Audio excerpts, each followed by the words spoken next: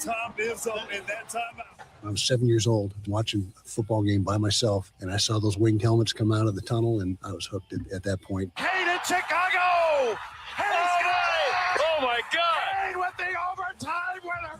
Jameer Gibbs to the end zone. Touchdown, Detroit Lions. You can't cover that man one-on-one. You just can't do it. He drives, lobs to JD for a jam. You play real good, you start. You don't play as good, you work your way back in. It's the American way, except America has gotten soft. But that is the American way. That's the way it works. This is the 6-6 Kane Cunningham! Jameson Williams, he's got it! Touchdown, Lions! Cade Cunningham will be playing with Kevin Durant. And I also wonder how much longer he may be lobbing passes to Jalen Duren. All things that we maybe can discuss on a Monday after a busy weekend, and for some an extended weekend. Not for us, but for some an extended weekend. Hope you enjoyed it. Glad you're with us on a Monday, brought to you by Mitch Lyons Wealth. I'm Matt Shepard. Andy McDonald is back in the saddle after a weekend in the Upper Peninsula. How was it, Andy? Did you have fun? It was great, man. Yeah, it was awesome to get up there and see some of that stuff. If you've been up there a few times before, there's a cast. Yep, I have. We went to the first night we just did Quamanon Falls and we went to Whitefish Point. So those spots are awesome for people who have been there. Yeah, for sure. Mm-hmm. The next day we did Pictured Rocks because I've always heard a bunch about that and I've actually never done it myself. Mm-hmm. We did the whole hike, which was about 10 miles. Wow, so good it was for you. Yeah, so it was pretty long. But it was awesome and so worth it. I honestly didn't even know that things like that existed in Michigan. So it was cool to see that. But yeah, it was a lot of fun. And, yeah, Michigan has so much to offer. And I hesitate to say I don't think we know enough about it because I think a lot of people do. It's just it seems like our state is so busy trying to attract tourists from out of state that we have a tendency to forget to tell people in state that there's still an awful lot to offer to you, more than just golf courses up north, some just picturesque places that make you say, there's another postcard for me to use and send to people. Yeah, even if you don't want to do like the hike like her and I did, like they have like boat tours of it, they have kayaking things you can do for it. It was really cool. So yeah, and when you kayak, you don't have to worry about sharks. So that's true. Tigers take the series in Texas from the Rangers with a 6-3 win on Sunday. Nice road trip for them. They won 5 of 6. They are 18-12 since June 1st. That is best in the American League. Riley Green goes 3 for 4 with 4 RBIs, including a 2-run homer, his 13th of the year, but he doesn't come through in the clutch, so it doesn't really matter. So forget Riley Green, right? I mean, forget the fact that, he's an all-star again. Oh, all-star game. We almost associate every all-star game as a massive popularity contest. And just because it doesn't mean much to be an all-star Pro Bowler in the NFL doesn't mean that it's not a big deal in Major League Baseball. It is a big deal in Major League Baseball. And kudos to Riley Green for doing something, well, only a Tigers all-time great has ever done. We'll get to that coming up. Casey Mize earns the win. He goes 6 2/3, allowing 2 runs on 5 hits. The Tigers are off tonight. They're going to welcome the Athletics to town tomorrow. Meanwhile, the USA is back on the World Cup schedule with a battle against Belgium in Seattle tonight. It should be chaos.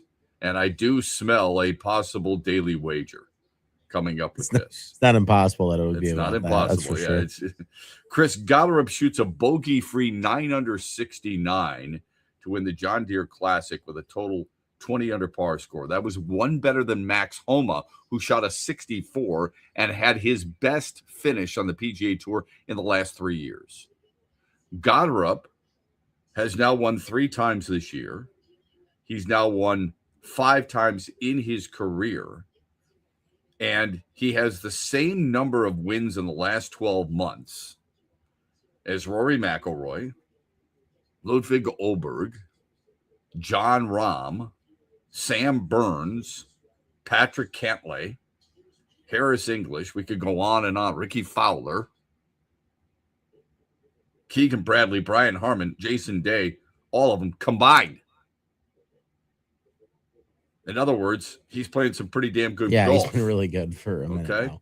Yeah, I give him a ton of credit because of what he was able to do, just wearing out his driver.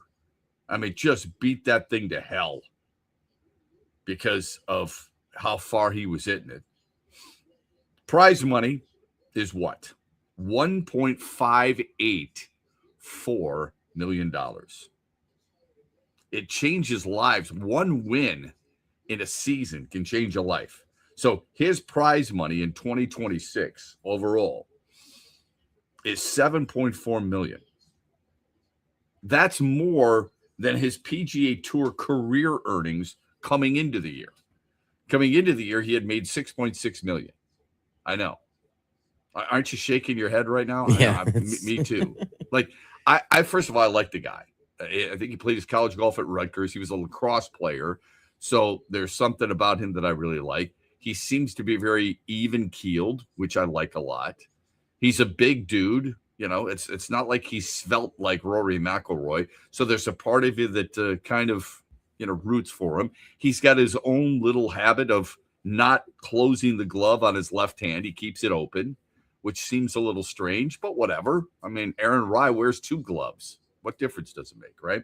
And covers his irons with head covers, which seems to be odd too.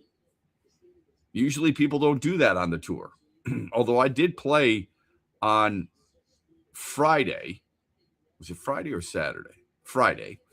My son and I played, one of my boys and I played, and we met up on the turn with a group, and this guy had brand new PXGs, and he had head covers on his irons. I didn't know him well enough to give him any crap about it, but it just seemed a little odd. I mean, when it was you in your step thought up process. to a par 3, you step up to a par 3, you got an 8 iron, and you take the head cover off, and I'm looking at it, I'm thinking, man, it just doesn't seem right. But whatever. Yeah, if Chris Goddard's making that much money in a year, he can put head covers on it if he wants. Yeah, he doesn't. Aaron Rye does. Oh, but Chris Goddard does leave the glove open. He doesn't close it on the Velcro. But still, you see how changing it can be. $7.4 million just this year. So in other words, this dude's made over $14 million playing golf.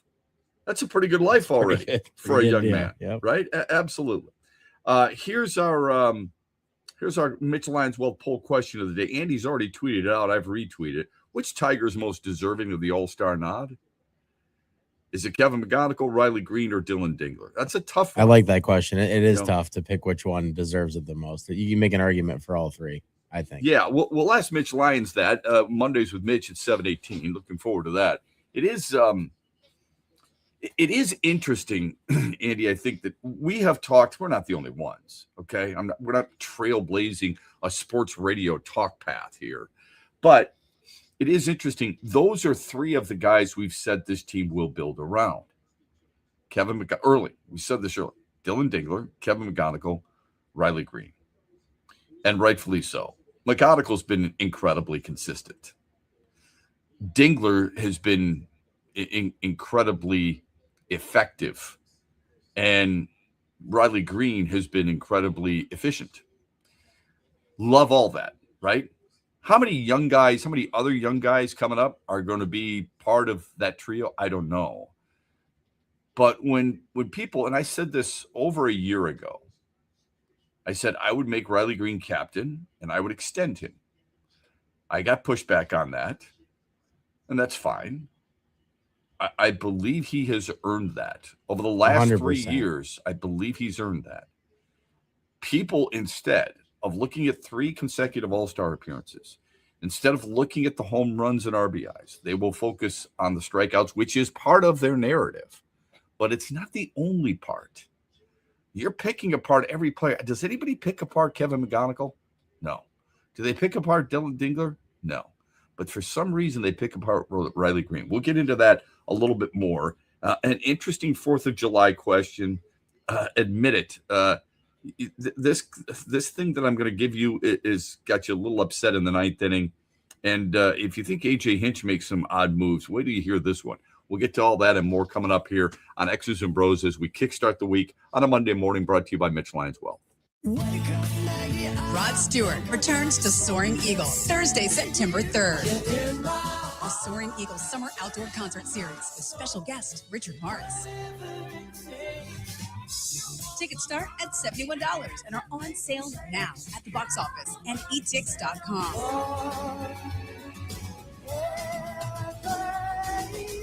One last time, Rod Stewart with Richard Marx, September 3rd. SoaringEagleCasino.com. You know, we're fortunate here in Michigan. We have some of the greatest golf courses in the country. Tullymore and St. Ives is part of the reason we can brag the way we do about our golf. Once you visit Tullymore, you'll keep coming back. The view is breathtaking. The golf is fantastic. The accommodations are regal, and the people are special. It really does feel like a home away from home at Tullymore. Make your play and stay reservations today by going to tullymoregolf.com or by calling 1-800-972-4837. That's 1-800-972-4837. Farrah's Coffee has been family owned and operated for over 100 years. Its popular Den Blend and Dark Roast is more than coffee and more than the official coffee of the Detroit Lions. It's a call to rise. Farrah's Coffee and the Lions are the perfect match. They embrace those who show up early, cheer loud, and never back down. Den Blend is perfectly roasted in Grand Rapids and provides the ultimate fuel for fans who wake up and roar. Whether you're tailgating at the game or cheering from your couch, Den Blend is your go-to coffee for your game day ritual. Coming up later today at 3 on The Huge Show on the Michigan Sports Network, I'll deliver huge opinions on everything you're talking about.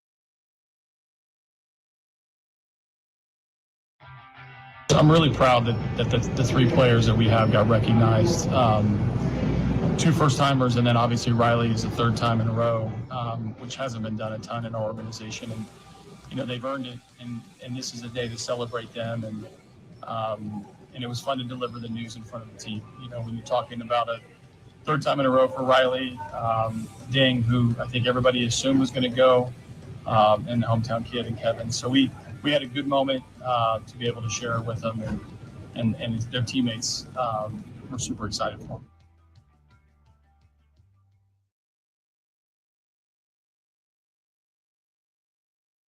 See the inner workings of organizations and conversations and announcements, and that's what was done with AJ Hints announcing his 3 All-Stars. I think it's fantastic. McGonigal, by the way, who has reached base 3+ times in 19 games this year. In other words, 22% of his games. McGonigal is part of it, and he's one of 4 Tigers to make the All-Star game at 21 years of age or younger. The other 3, I mean, 2 of them are Hall of Famers and all-time greats. Hal Newhouser. And Hal Newhouser did it in 1942 at the age of 21. Hal Newhouser won back-to-back MVPs, I might add. Okay, so keep that in mind. He's got a statue out at Comerica Park. Al Kaline did it in 1955-56. You still need to remember how great certain players are. We have a tendency to almost replace them. Al Kaline, because of Miguel Cabrera and some of the others, Al Kaline played 22 years in Major League Baseball, all right? He was an 18-time All-Star. He won 10 Gold Gloves. 10. Almost every other year he was winning a Gold Glove. He won a batting title. All right. And he won that batting title, I might add, at the age of 20. At the age of 20 years old. That's unbelievably impressive. He hit 340, dude. 340. Yeah. He finished 2nd in the MVP to Yogi Berra. Yogi Berra is one of the greatest catchers of all time. It's frustrating. Yogi Berra had a 4.5 WAR. Al Kaline had an 8.3 WAR. Yogi Berra had 147 hits. Al Kaline had 200 hits. Yogi Berra batted 272. Al Kaline batted 340. Okay? Yogi Berra had an OPS of 819. Al Kaline had an OPS of 967. And yet, it's frustrating. Yogi Berra won the MVP. Okay. Doesn't make any sense when you think about it does, because they played for the Yankees. Yep. And I push back on this a lot. Okay, so I'm not saying anybody else is I'm indifferent from anybody else.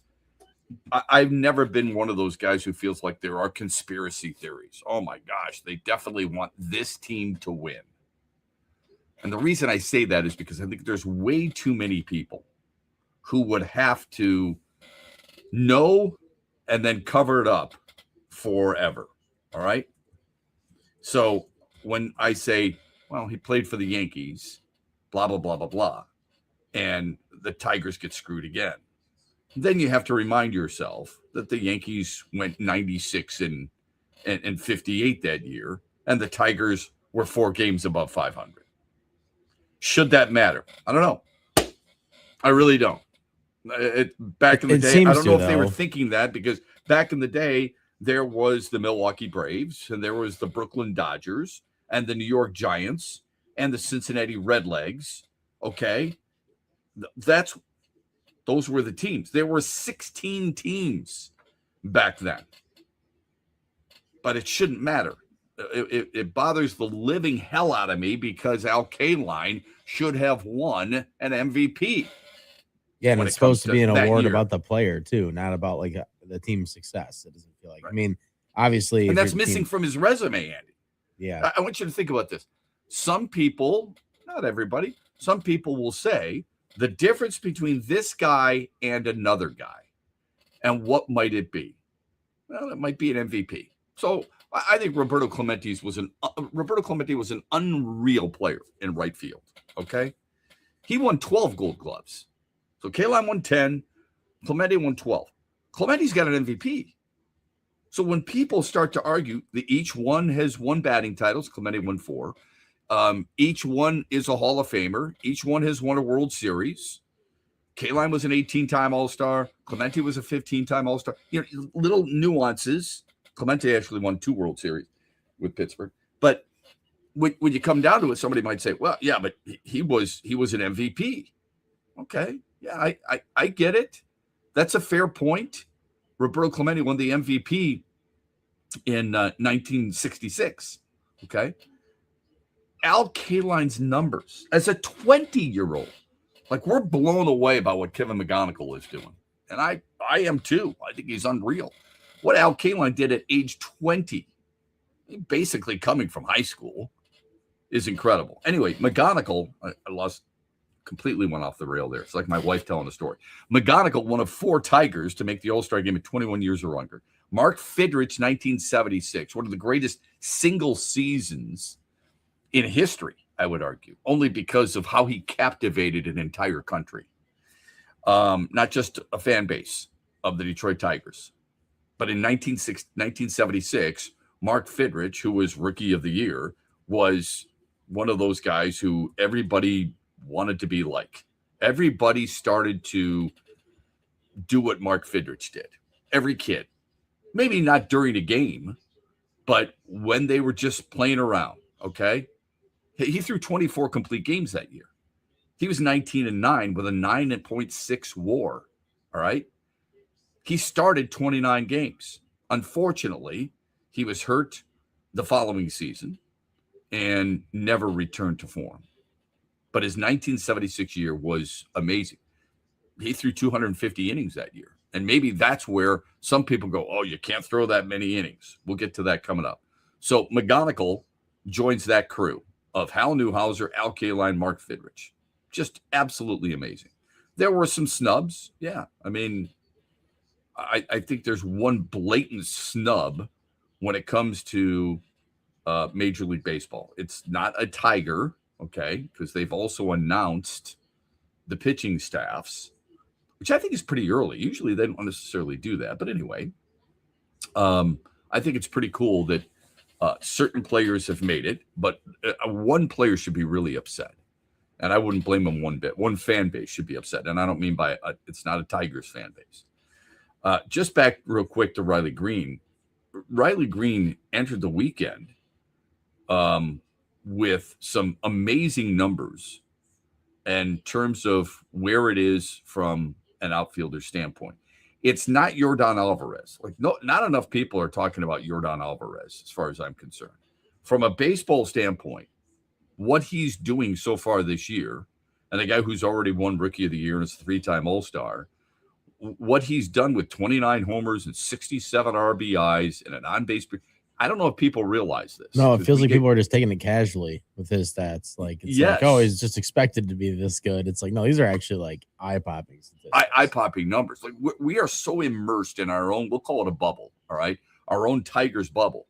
Shep, 18-12 since June 1st, just won back-to-back series, 5-1 on the road trip. And look at our 3 All-Stars. Yes, all worthy of a discussion. I don't disagree with that at all. Yordan Alvarez leads the league in runs and hits, in homers, in RBIs, in batting average, or I should say on-base percentage, slugging, OPS, OPS plus, total bases, blowing away the field in just about every offensive category.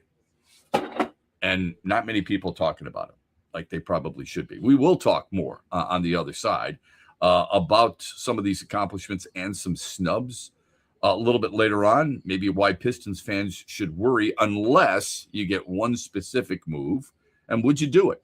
Plus, a little bit later on, who's your top 5 running back tandem? Is the Lions' top running back tandem part of the conversation? We'll get to all that and more coming up on a busy Monday, brought to you by Mitchell Lyons Wealth.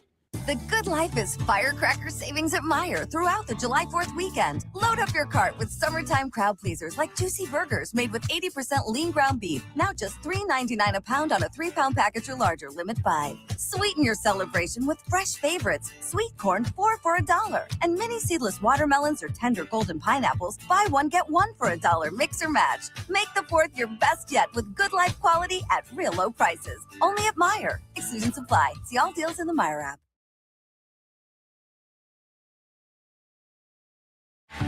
The stock market goes up and then it goes down. It's fine while you're saving for retirement, but as you get closer to retirement, it can cause stress. Mitch Lyons here, founder of Mitch Lyons Wealth. In my NFL days, this season could be a real roller coaster and a lot of fun, but roller coasters in retirement aren't as much fun. Do world events have you wondering if your retirement is safe? Will your money last even if the stock market were to take a dive? Have you had your retirement account stress tested to see what kind of risk you're actually taking? Let's not leave your retirement to chance. Hope is not a plan. Contact the pros at Mitch Lyons Wealth today and put us to work for you. Let's ensure your plan works even if the stock market doesn't. Text PLAN, P-L-A-N, to 844-867-8335. That's PLAN to 844-867-8335. MitchLyonsWealth.com, your best game plan to protect, grow, and win retirement. Investment advisory services are offered through MLW Advisory Services, LLC, DBA Mitch Lyons Wealth, a registered investment advisor. Make sure you listen weekly to our Moving Ferris Forward interviews with Ferris President Bill Pink and other leaders who are moving Ferris forward. Find out more about Big Rapids and Ferris and what they have to offer at ferris.edu.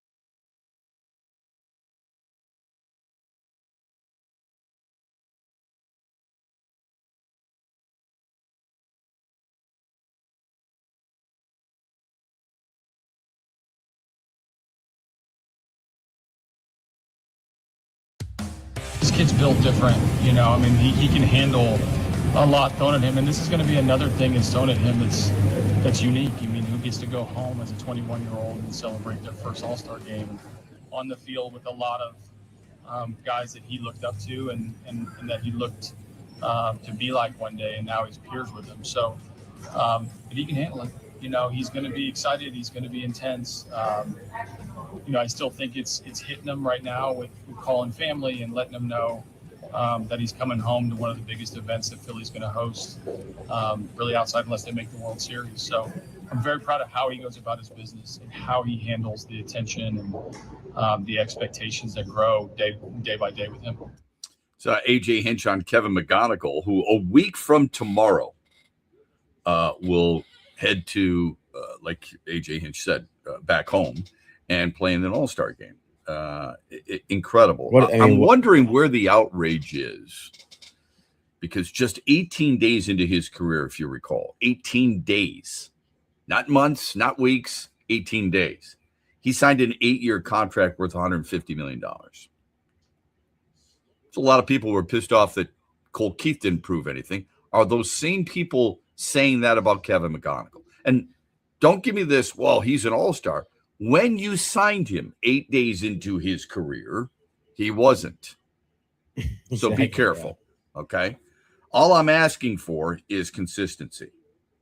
And before people say, well, Kevin McGonigal, look at how he was rated as, you know, a minor leaguer.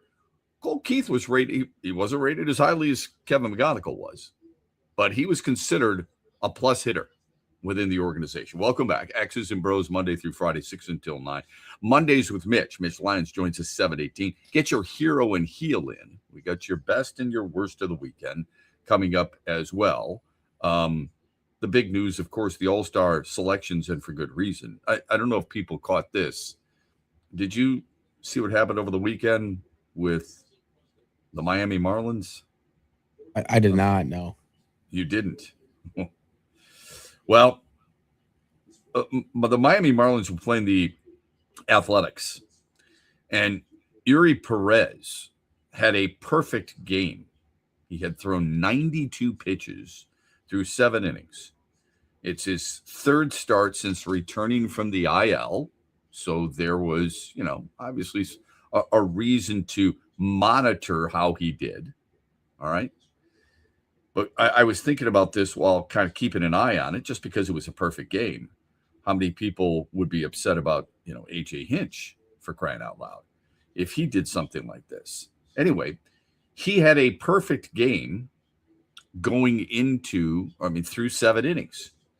He had thrown in those 7 innings, and you look at it, you think, how many is enough, right? He had thrown 92 pitches. In his career, just last year, he's only pitched in the majors 3 years. Last year, he threw 100 pitches or more twice. All right. So he threw 92 pitches.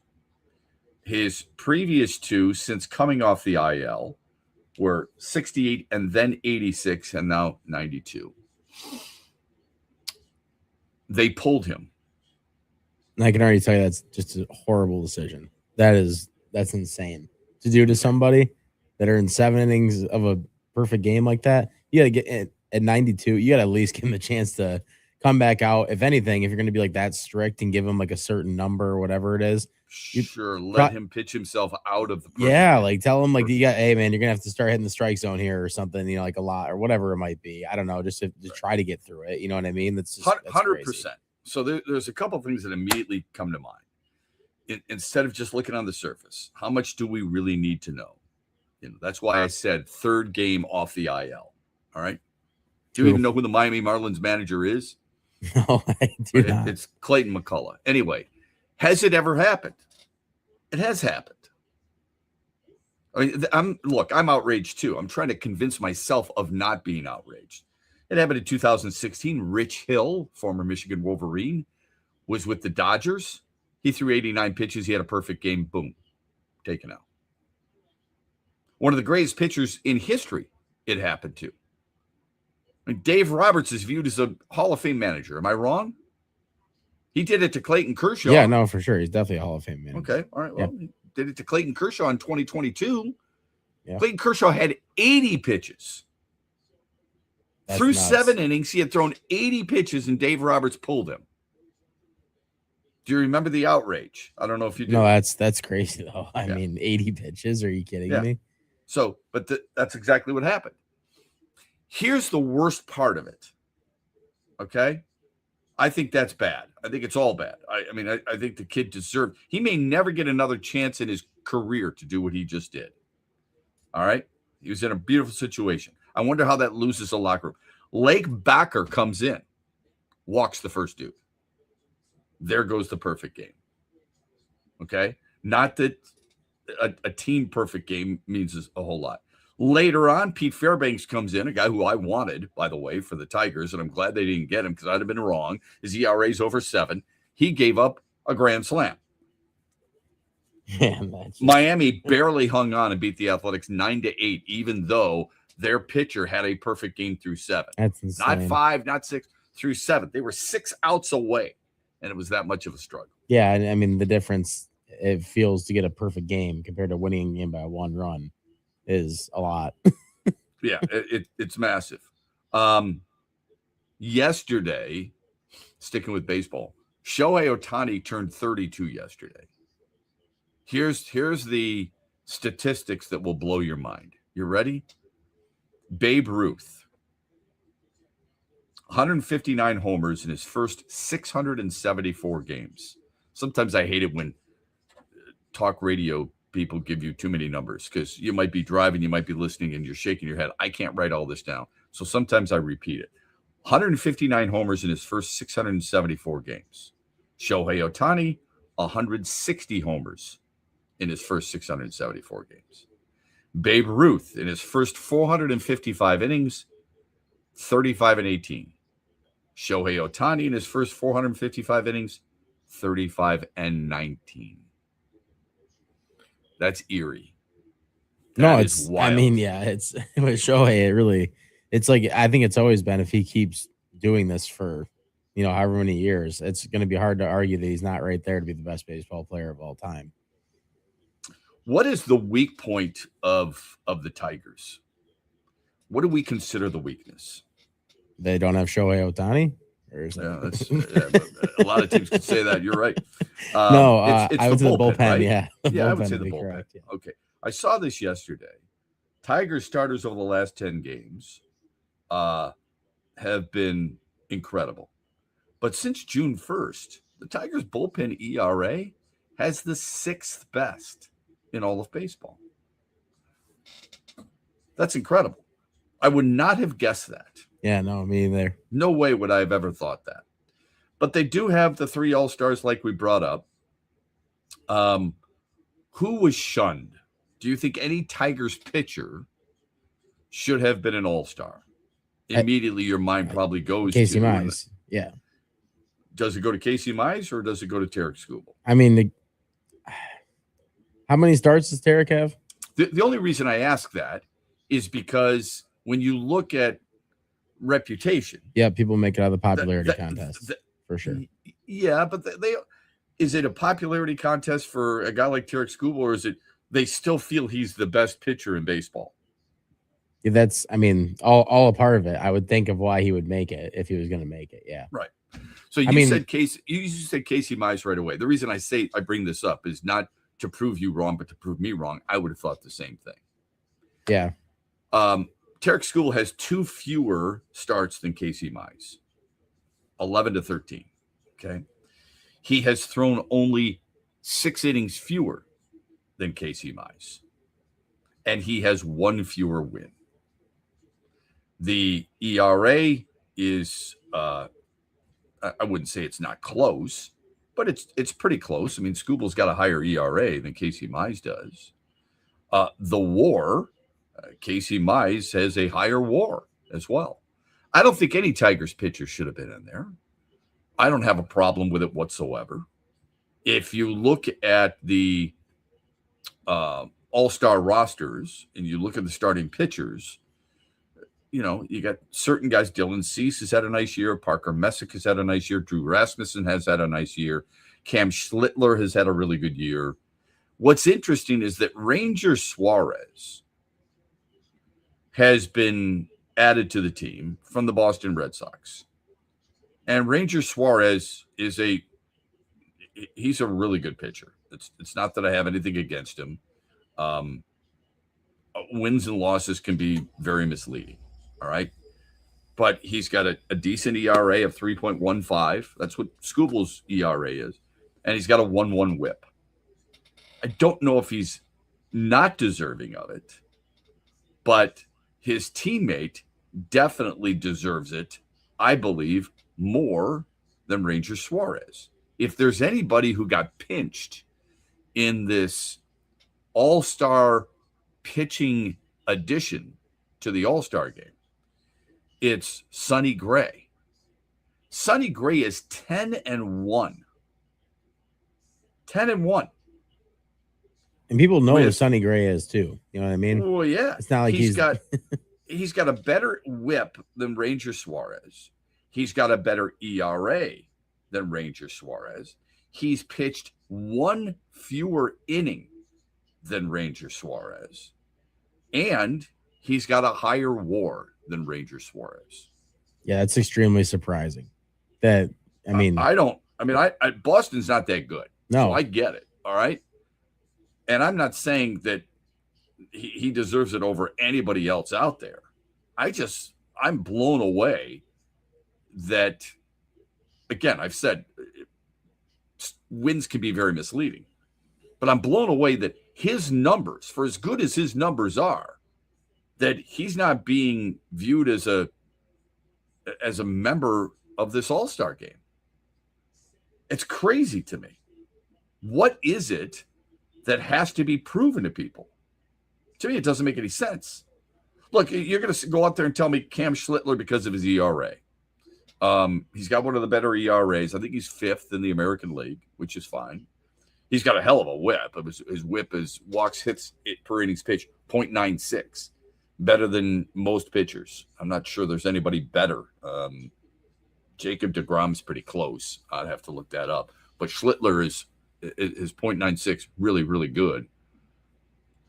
At some point, when you're that close in whip and that close at ERA, what is the determining factor? It's got to be somewhere. Look, Chase Burns is 10-1. He's got a nice ERA. He's got a nice whip. It's no better, if not in some cases worse, than Sonny Gray. Pretty interesting stuff on how things happen like that. Maybe it's because his team is bad, but then you look across the way and you say Chase Burns pitches for Cincinnati. They're not any good. So what is it? To me, Joe Ryan is there. And I like Joe Ryan. He's going to be traded at the trade deadline. Minnesota should be able to get something for Joe Ryan. Joe Ryan is 6-5 with a 3.36 ERA.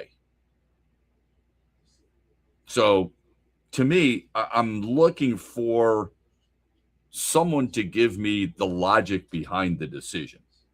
And it can't be just that Boston's got 40 wins because Minnesota's only got 4 more. It's not like people are writing home about how great the American League is. And to be honest with you, when you look at the All-Stars, I mean, not to sound like old guy here, but way back in the day, I want you to think about this. I'm happy for Kevin McGonigal. Don't get me wrong. I think it's awesome what he's going to go through. There's almost a part of me that says, boy, you feel bad for him. Only from this standpoint. 1971, the Tiger Stadium had an All-Star game, okay?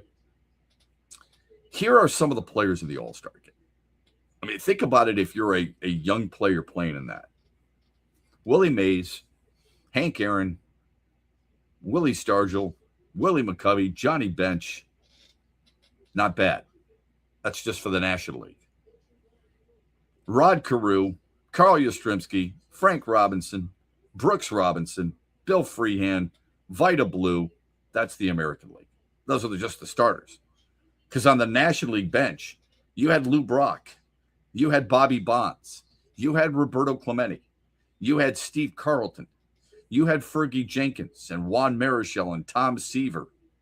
That's just for the National League. In the American League, you had Thurman Munson. You had Harmon Killebrew. You had Al Kaline and Frank Howard and Reggie Jackson and Mickey Lolich and Tony Oliva and Jim Perry and Jim Palmer. I mean, it was unreal what you had in that ballgame that ended up 6-4. Vida Blue beat Doc Ellis. Mickey Lolich actually got the save in that game.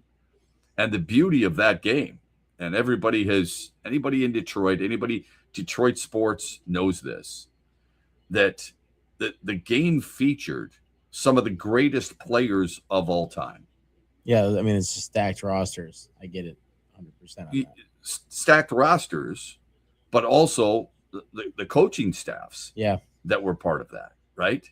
When you had a National League roster that included 15 future Hall of Fame players, 15. The American League roster had 11 future Hall of Famers. And I'm not going to try and convince you, and no one's here feeling sorry for Kevin McGonigal. It's awesome. I don't know how many future Hall of Famers he's playing with. Shea Langoliers, Nick Kurtz, Ernie Clement, Junior Caminero, Bobby Witt Jr., Mike Trout's a future Hall of Famer. Byron Buxton, Aaron Judge is, if he plays. Yordan Alvarez. Some names, maybe. I don't think many people are penciling in Cody Bellinger, Randy Arozarena, or Miguel Vargas as that just yet. It's a great accomplishment, but man, there was some depth. I mean, maybe it's a little misleading because I'm looking at the 1971 All-Star game, and that's way too far ago. It wasn't long ago where Jeff Kent was in an All-Star game with, Barry Bonds and some of the greatest players of that generation anyway. More All-Star and MVP and Hall of Fame possibilities. That's a little different than the National League, I suppose. I mean, Freddie Freeman is probably a Hall of Famer. Don't you think? Shohei Ohtani's a future Hall of Famer. Bryce Harper is probably a future Hall of Famer.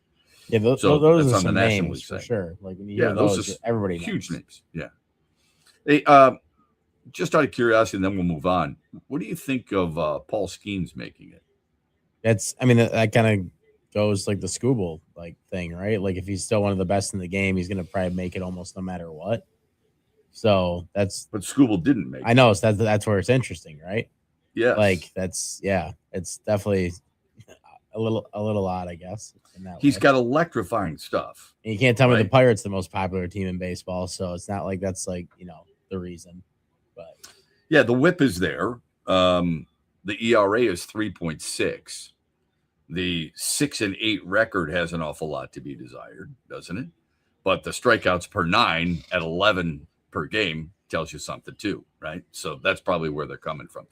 Let's shift gears. We will do that by talking a little of NBA when we come back here on X's and Bros. Glad you're with us on a Monday morning. Some people a little concerned that the Pistons haven't done enough. Well, others from a national standpoint feel like the Pistons are on the verge of doing something big. One big rumor is out there. We'll get your pulse on that when we come back on X's and Bros on a Monday morning, brought to you by Mitch Lyons Wealth. Huge here for my good friend Josh Garvey and the team at Dorn Mayhew, West Michigan. One of the world's top accounting, CPA, and business firms. Our worldwide headquarters are in Troy, Michigan, on the east side of the state. And Josh and his team connect with all the sports fans and businesses across Michigan. They bring you John Beeline on the Huge Show. They bring you Lomas Brown during the Lion season. They are a top shelf team when it comes to growth and understanding what their clients need. And mix in when we do the Beat Huge contests or the NCAA March Madness brackets. Thank you, Josh Garvey, for what you do for the Huge Show and the Michigan Sports Network. Simple and easy. Just find Dorn Mayhew on all the social networks or just Google Dorn Mayhew and find out how they can help your business. And again, a special thanks to Josh Garvey and the Dorn Mayhew team in West Michigan. The good life is firecracker savings at Meijer throughout the July 4th weekend. Load up your cart with summertime crowd pleasers like juicy burgers made with 80% lean ground beef. Now just $3.99 a pound on a 3-pound package or larger, limit 5. Sweeten your celebration with fresh favorites. Sweet corn, 4 for $1. And mini seedless watermelons or tender golden pineapples, buy one, get one for $1. Mix or match. Make the 4th your best yet with good life quality at real low prices. Only at Meijer. Exclusions apply. See all deals in the Meijer app. Van Andel Institute Purple Community is a grassroots fundraising network powered by the dedicated volunteers who support VAI's mission to improve human health now and in the future. When you raise funds through the Van Andel Institute Purple Community, 100% of the proceeds go directly to the Institute's research into diseases like cancer and Parkinson's, as well as VAI's science education programs. Learn how you can get involved at purplecommunity.org. The stock market goes up and then it goes down. It's fine while you're saving for retirement, but as you get closer to retirement, it can cause stress. Mitch Lyons here, founder of Mitch Lyons Wealth. In my NFL days, this season could be a real roller coaster and a lot of fun, but roller coasters in retirement aren't as much fun. Do world events have you wondering if your retirement is safe? Will your money last even if the stock market were to take a dive? Have you had your retirement account stress tested to see what kind of risk you're actually taking? Let's not leave your retirement to chance. Hope is not a plan. Contact the pros at Mitch Lyons Wealth today and put us to work for you. Let's ensure your plan works even if the stock market doesn't. Text PLAN, P-L-A-N, to 844-867-8335. That's PLAN to 844-867-8335. MitchLyonsWealth.com, your best game plan to protect, grow, and win retirement. Investment advisory services are offered through MLW Advisory Services, LLC, DBA Mitch Lyons Wealth, a registered investment advisor.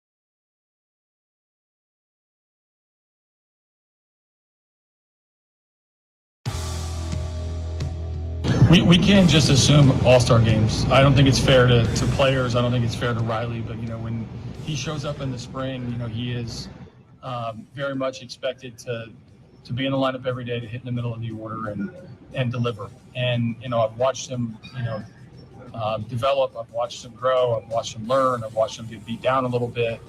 And he always bounces back with great performance. So being named an all-star one time is a cool deal. Then he got to start.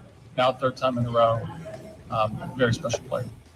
Love that. That's AJ Hinch talking about Riley Green making his third consecutive All-Star game. He's the first Tigers outfielder to be honored that way since Al Kaline. Al Kaline made 13 consecutive. So we think it's a big deal to make 3 in a row. It is. It's a big deal to make one. Wow. He made 13 in a row from 1955 through 1967. Al Kaline was an all-star outfielder. That's how great of a player he was. Like, people forget in 1968, I know people right now, I'm sure there's a lot of people going, okay, Shep, I thought you were going into Pistons. I trust me, I will. I will go into Pistons. But people forget in 1968, when the Tigers won the World Series, Al Kaline's a guy who was injured that year a little bit, only played 102 games. He hit 287. He only had 10 homers that season. He was not the same Al Kaline that he was when he won the batting title in 1955, or when he led the league in slugging and OPS in 1959, or led the league in doubles in 1961. He was a different player in 1968, and at age 33 was, I don't want to say starting to break down a little bit and wear down a little bit, because he would still have 3 more really good years after that, including one year where he hit over 300. But 1968, a little hobbled in that regard. Anyway, Riley Green, an all-star for a third straight year. He'll be in Philadelphia at Citizens Bank Ballpark a week from tomorrow, along with Kevin McGonigal and Dylan Dingler. It's our Mitch Lyons Wealth poll question. It's a tough one. The question is, which Tigers all-star is most deserving? Is it Green, McGonigal, or Dingler? Vote as often as you want at XB Mornings. I've retweeted it out. It's a good one, and we're excited to see the results tomorrow. Mitch Lyons going to join us at 7:18 for Mondays with Mitch. 8:18, we want your hero and heel, the best and the worst of the weekend. I think there are some people right now, and I completely understand why they would be, on a major concern for the Pistons. And it's not as much of what they've done or not done, but perhaps it's what other teams have done to get better. Do you like the addition of Isaiah Joe? Yes. Do you like the addition of John Collins? Yes. I would say yes to both those. I like them both. Is it everything you thought it would be? I'm speaking for Andy here. He and I would say no. No, yeah, you're correct. Because we wanted Trey Murphy III, and maybe there's a deal there, but we just haven't heard whether or not it's imminent or not. But here's what we do know. And I'm not saying this team immediately leapfrogs the Pistons. 60 wins is 60 wins, you give them credit. But when another team goes out like Miami and adds Giannis Antetokounmpo, who has been a little bit of a malcontent, it's not like he's this great guy that you thought he was, let's say even 5 years ago. When Toronto welcomes back Kawhi Leonard, who I didn't necessarily want. Philadelphia trades for Jaylen Brown, right? You know that, and I said this midway through the season, not that Indiana is going to be this major threat, but I like Pascal Siakam, and you get Tyrese Halliburton back, one of the better guards they could be a really in all good of team. basketball. Yeah. They could be a really good team. Orlando was injured a lot this past year. Most people going into last season thought Orlando would be better than Detroit. Most people thought it was somewhere in this neighborhood, not necessarily in order. Boston, Cleveland, Orlando, Knicks, Detroit. Not many people, I don't think anybody, thought Detroit would win 60 games. So Orlando has a built-up reputation when you got, Paulo Banchero and, Franz Wagner. You get some really good players there, Jalen Suggs. They think they're going to be better if they stay healthy. I'm missing a team. Oh, Boston. Jason Tatum, if he's healthy. Losing Jaylen Brown's a big deal, but, And then, of course, you've got New York, who won it all. You've got a Washington team. I know that sounds funny, but they trade for DeAndre Ayton. Yeah, they have Trae Young. Good, too. Okay. They had the number 1 overall pick. They have Anthony Davis as of right now. Who knows where LeBron James is going to go? If he wants to go back to Cleveland, who knows? Some people feel like that's kind of pie in the sky stuff. Cleveland supposedly has said they'll make room for Bronny James. Nuts. I mean, they can't. Like that just feels like no matter what, they know they're going to make so much money off of that. They're like, whatever, just give us him back. It doesn't matter, Dude, it is the most, and nobody really talks about this nearly as much as they should. It is so effing funny that this guy is on a team in the NBA. Yeah, it's insane. Okay. That the odds to return to Cleveland for the second time has just jumped. All right. And a lot of it has to do with the fact that Cleveland is willing to acquire Bronny James in order to lure LeBron James back. It's like when the coach's son makes it in college basketball and he just rides the bench the entire time. But then he, plays every now and again. It feels like it's like, well, if he were on a scholarship, that would be a little different. Yeah, sure. If he's just a walk-on, I get it. Okay.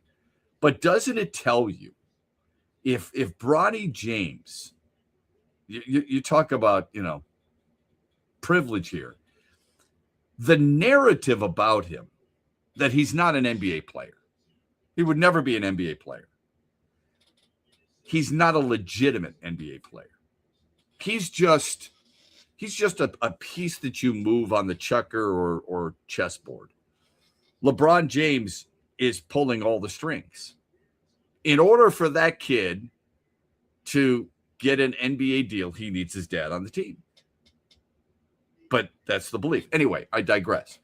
That is what some people feel the Eastern Conference looks like. So you're trying to figure out what more can the Pistons do. Well,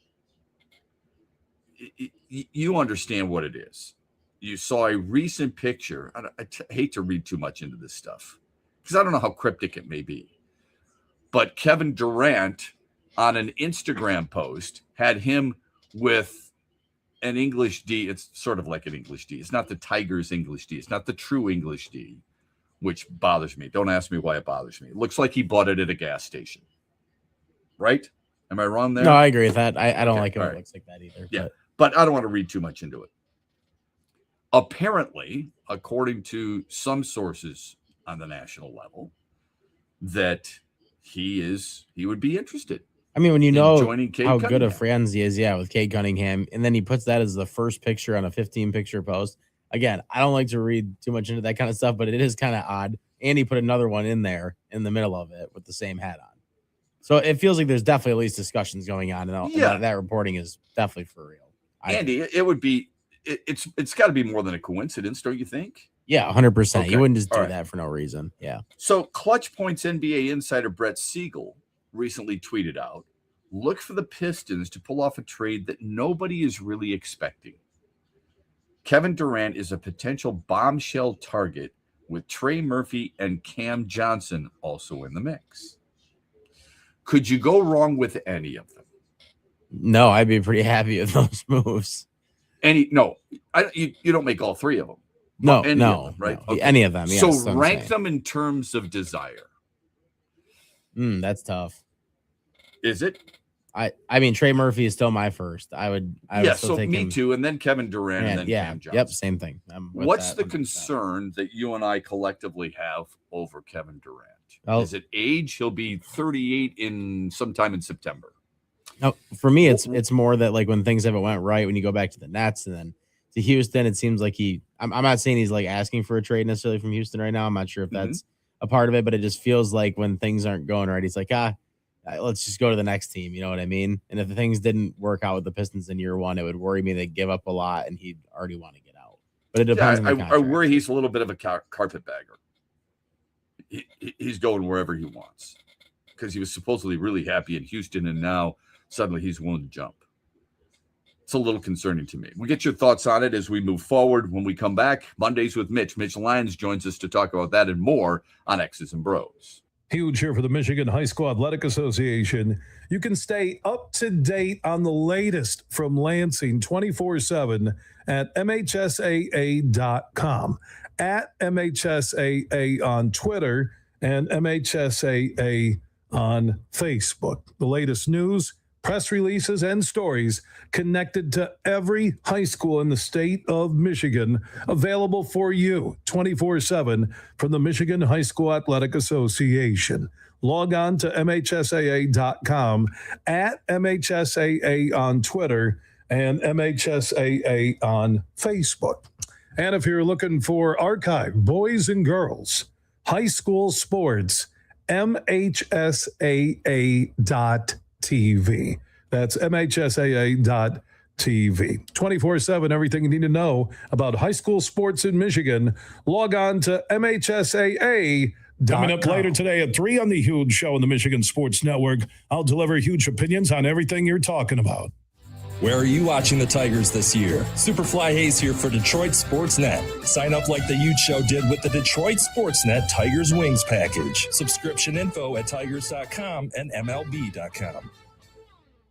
Huge here with an invitation for everybody to join me Monday night, 8 p.m. at the Buffalo Wild Wings at Celebration Cinema North in Grand Rapids for the U.S. and Belgium. It's a huge World Cup watch party. Get your friends together. Head out to your local Buffalo Wild Wings all across Michigan to watch the Americans take on Belgium. But you can join the Huge Show at the Buffalo Wild Wings Celebration Cinema North in Grand Rapids Monday night, 8 p.m. for the U.S. and Belgium.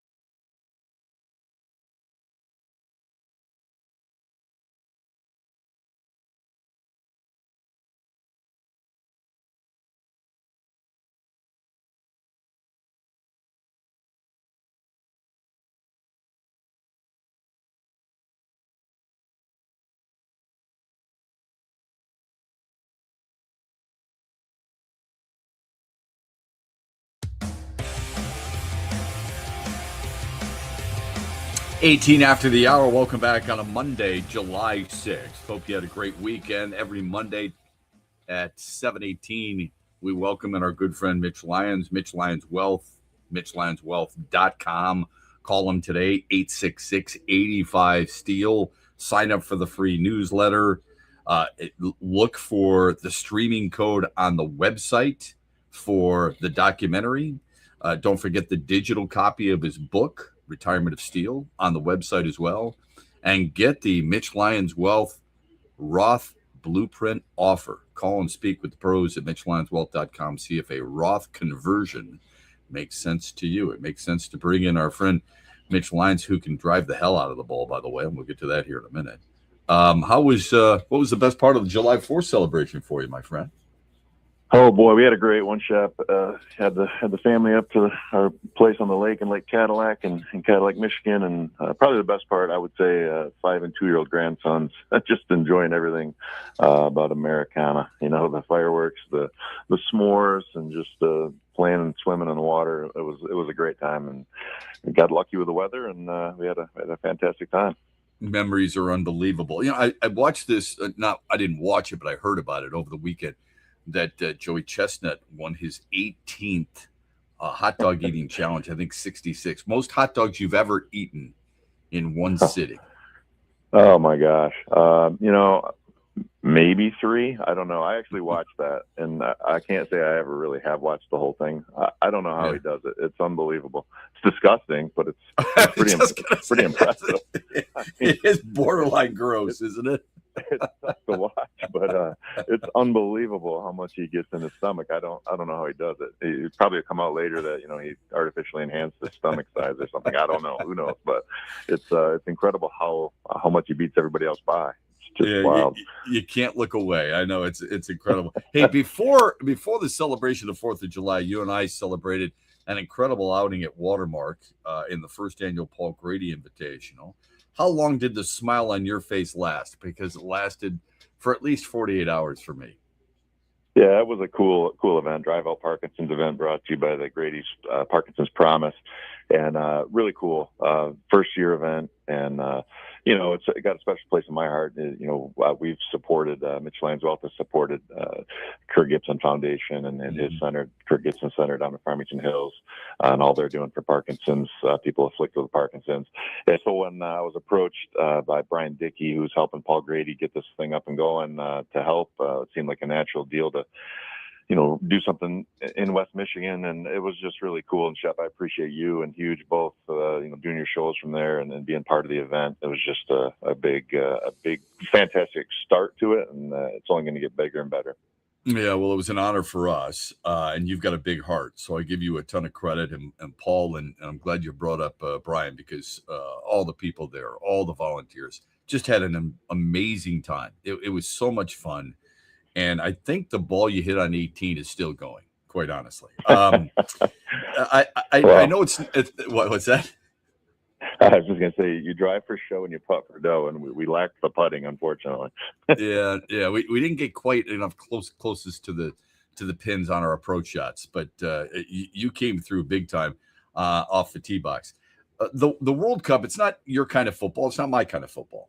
You played at the highest level.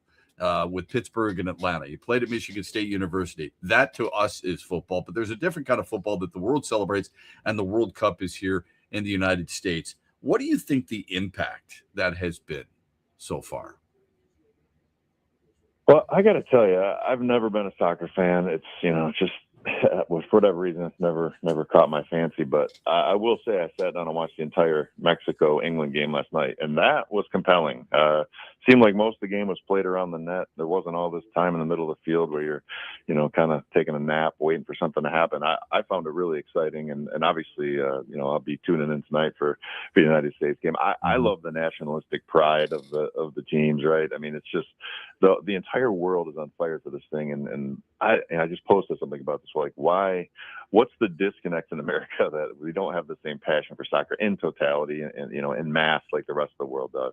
I don't know, but it is compelling. You know, as especially as the U.S. advances, I guess that will probably help drive interest in it if they can get another win. But I'll be tuning in, and it's I love it when the goal goes in. I mean, I love yelling goal. You know, so we were actually playing Yahtzee last night, watching that game, and every time I'd get a Yahtzee. So annoying Ange, but you know, she'd had enough of Andrew, my daughter's boyfriend, and I by the time we got done yelling Yahtzees. But well, Angie's put up with an awful lot in her life. So that kind of an all-star moment for you last night. The Tigers have 3 all-stars, and Riley Green and Kevin McGonigal and Dylan Dingler. This is a hard question, but it's the Mitch Lyons Wealth poll question today. Who's the most deserving Tigers all-star in your mind? Well, I think all 3 are. I think I'd go with Dylan Dingler. He's just been so consistent, and he just every game seems like he's got a ribby, he's got a hit or two, and he's just been really good. Riley's been fantastic lately. And listen, hey, I'm not giving up on this Tiger team. I mean, the starting pitching's been fantastic. They won 5 of 6 against 2 of the top 3 teams in the AL. And hopefully they can keep the momentum going here leading up to the All-Star game. I'm sure you remember, Shep, they were playing great until the 4 games before the All-Star game last year. Got swept, 4-game series, and then the wheels came off. So maybe we can flip the script here, really hit the All-Star break on a roll. I haven't looked this morning, but I think they're, 4 or 5 games out of the wild card now. And they got a shot. So, let's go Tigers. Yeah, Tigers right now 5 games back in the wild card. And I know a lot of people are excited about that, and I can understand why. They are 7.5 back of the White Sox, who have won back-to-back 1-run games. Nobody feels like the White Sox are a legitimate division champion contender, and yet they have done it through 90 games so far this year. I don't think Detroit is out of it by any stretch. I do always remind people they are still 10 games under 500. Most teams we would be talking about, we would say, well, that's who they are. I mean, Boston's only 8 games under 500. They're 12.5 back of Tampa in the East. I don't think my wife's from Boston. I don't hear anybody from Boston going, our team is legit. We've got a chance. Let's hang in there. It's a unique situation where the Tigers are and how Tigers fans feel about it. 10 more Sundays before the NFL season begins. What day on the calendar do you start to feel like it's football season? I think, even though they go to camp in July, I don't really get it. I didn't get that feeling until probably August. And here's when I most feel it, Shep, is when I'm bending down to tee my first tee shot up, and I'm smelling that dew on the grass, and it's so humid and hot. It just reminds me of stretching for that first practice in 2 days, laying in the wet grass down in Atlanta, and just one of the hottest summers ever in 1993, my rookie year. And it really hits me then. You start playing those preseason games, and that's not, it doesn't really seem like the regular season yet, but that kind of wets my whistle. And then certainly that Thursday night game when the NFL kicks it off, it's full go, and let's get my fantasy team ready to roll. I was thinking about you the other day because I was reading on NFL.com tight ends rankings. And, of course, you play tight end for Pittsburgh and Atlanta, so it made me think of you a little bit. This is a hard question to answer. Where would Sam Laporta, as long as he's healthy, where do you think he is among NFL tight ends? Is he a top 5, top 10? How do you have him? I'd say he's top 10. I don't think he's top 5, but okay. And it's probably maybe no fault of his own. I just think we have so many weapons that he's never going to be featured like a Trey McBride necessarily. But he's I think he showed last year before he got hurt. I mean, he really started, and obviously his rookie year he had a good year. But I thought he really became a big part of the offense last year, and maybe that was just because of kind of was some of the issues we were having protecting Goff. Maybe he was getting it out to Sam earlier, but rather than throwing the ball down the field more. But hopefully he comes back. He's 100% and just adds to everything else we had going there with Jameer and Amon-Ra and Jameson, and hopefully this year Isaac Tesla. I mean, I'm hoping he makes a big jump this year as well. Yeah, I'm with you on that. Hopefully I'll see you before too long, and we'll tee it up again. Always good to visit with you, my friend. I'm glad you had a good weekend. Have a great week. We'll talk soon. All right, buddy. Go USA. All right. That's Mitch Lyons from MitchLyonsWealth.com. Mondays with Mitch here on X's and Bros, brought to you by Meyer. Our state is Mecca for golf, and one of Michigan's crown jewels is Tullymore and St. Ives. 2 world-class championship courses in one charming and beautiful location. The golf is challenging but fair. You're going to use every club in your bag. But let me tell you what makes Tullymore really special. It's the people. From the wait staff to the bartenders to the pro shop and the management, their sole purpose is to give you a memorable experience. And they do. Go to TullymoreGolf.com today and experience a Michigan masterpiece. Celebrate the soul of folk and Americana. The Lumineers Automatic World Tour comes to Soaring Eagle Casino and Resort Sunday night, July 19th, with special guest Josiah and the Bonnevilles, part of the Soaring Eagle Outdoor Summer Concert Series. Tickets start at $67 and are on sale now at the box office or online at etix.com. Showtime 8 p.m. See the Lumineers live with Josiah and the Bonnevilles, July 19th at Soaring Eagle Casino, SoaringEagleCasino.com. The good life is firecracker savings at Meijer throughout the July 4th weekend. Load up your cart with summertime crowd pleasers like juicy burgers made with 80% lean ground beef. Now just $3.99 a pound on a 3-pound package or larger, limit 5. Sweeten your celebration with fresh favorites. Sweet corn, 4 for $1. And mini seedless watermelons or tender golden pineapples, buy one, get one for $1. Mix or match. Make the 4th your best yet with good life quality at real low prices. Only at Meijer. Exclusions apply. See all deals in the Meijer app. Make sure you listen weekly to our Moving Ferris Forward interviews with Ferris President Bill Pink and other leaders who are moving Ferris forward. Find out more about Big Rapids and Ferris and what they have to offer at ferris.edu.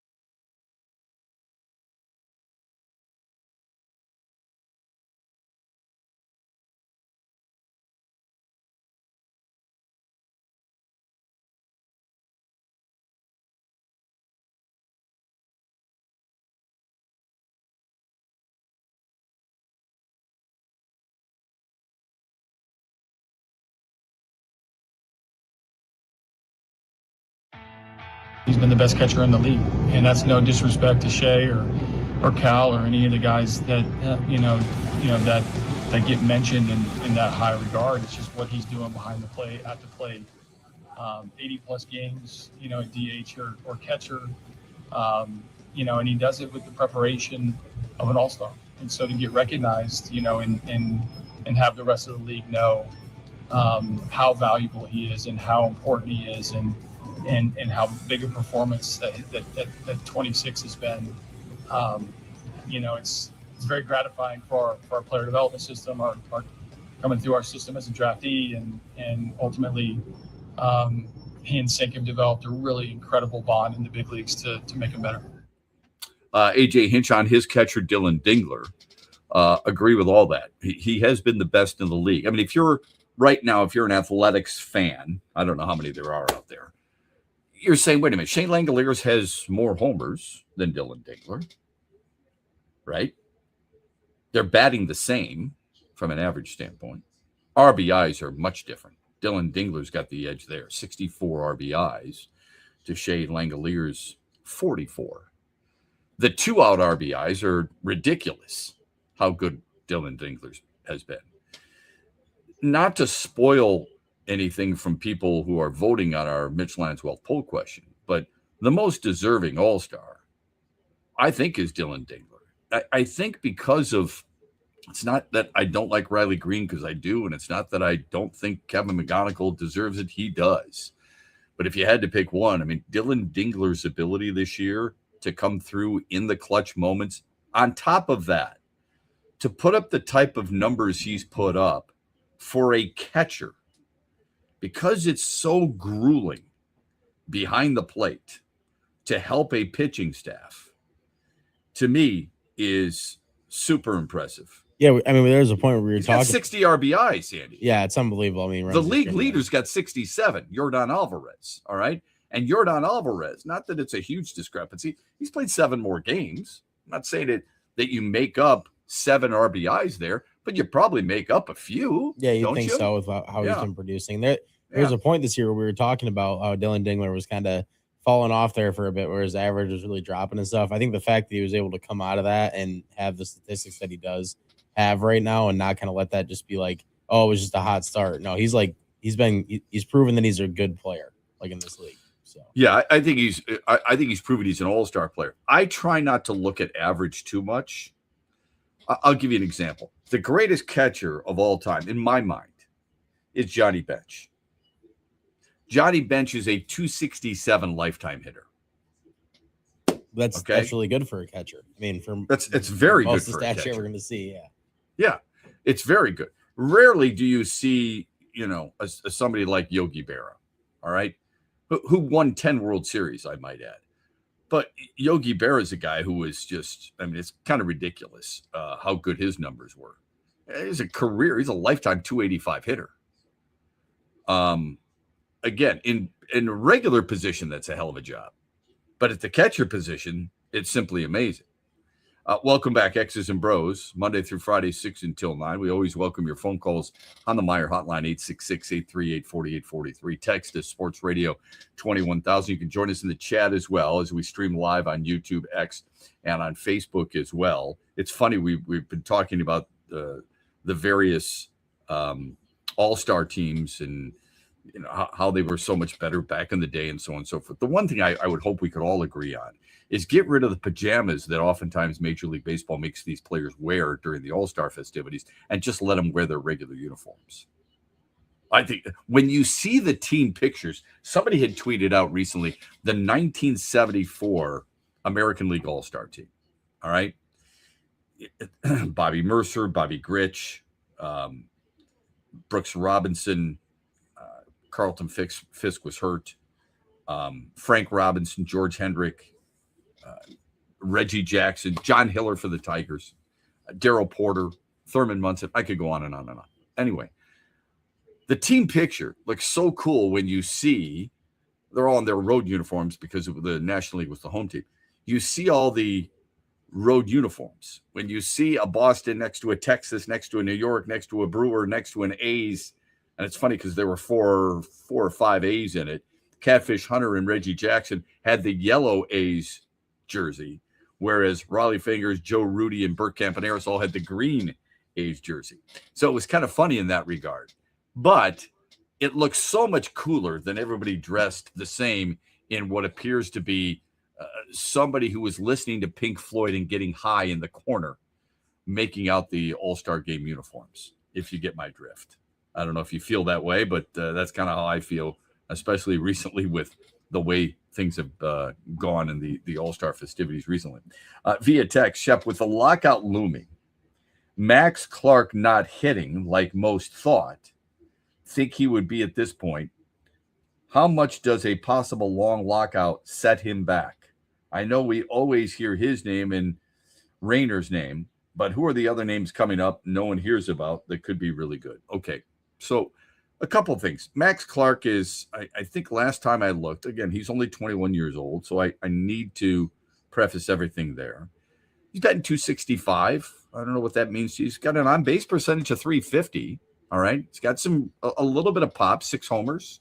Okay. 4 of them have come over the last month or so. Some other names. Peyton Graham as a kid, they drafted I think he was like a 3rd or a 4th round pick. Played college ball. John Peck is another guy. Max Anderson, of course, you've heard of. I don't think they've given up on Jace Young. Not that they should.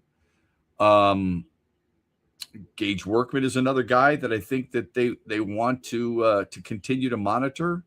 Briseño, of course, there are plenty of names. How good are they going to be? Listen, guys, most people would have thought with the way Jace Young hits AAA pitching, he would come up to the major leagues and be kind of a stellar player for the Tigers right away. And he was not.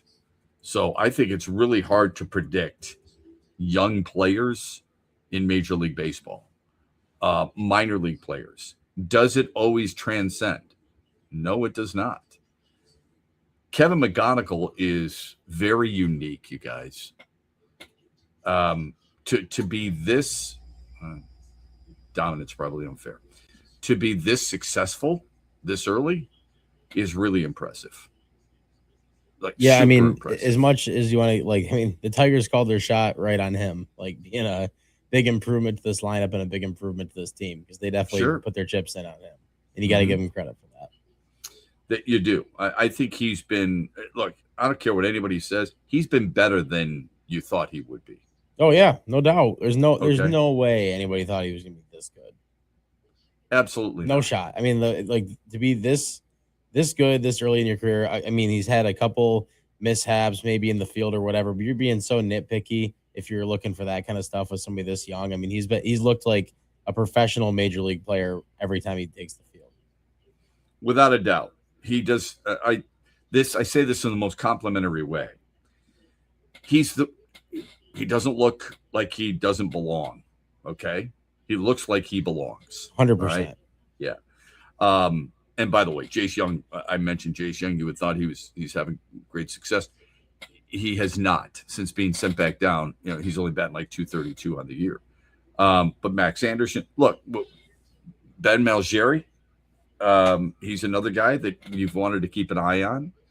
Again, I think it's the Max Clark because of the hype that goes along with him. You can understand why, but he is a really good player, you guys, and I think eventually he'll make his way up there. Eduardo Valencia is another name to keep in mind. So just FYI, all right? We've also got a hero and a heel, and we'll get to that a little bit later on. Shep, remember when the All-Star games actually had All-Star level stats? Yes. Ivan Rodriguez, for example, is one of them. I saw this on social media.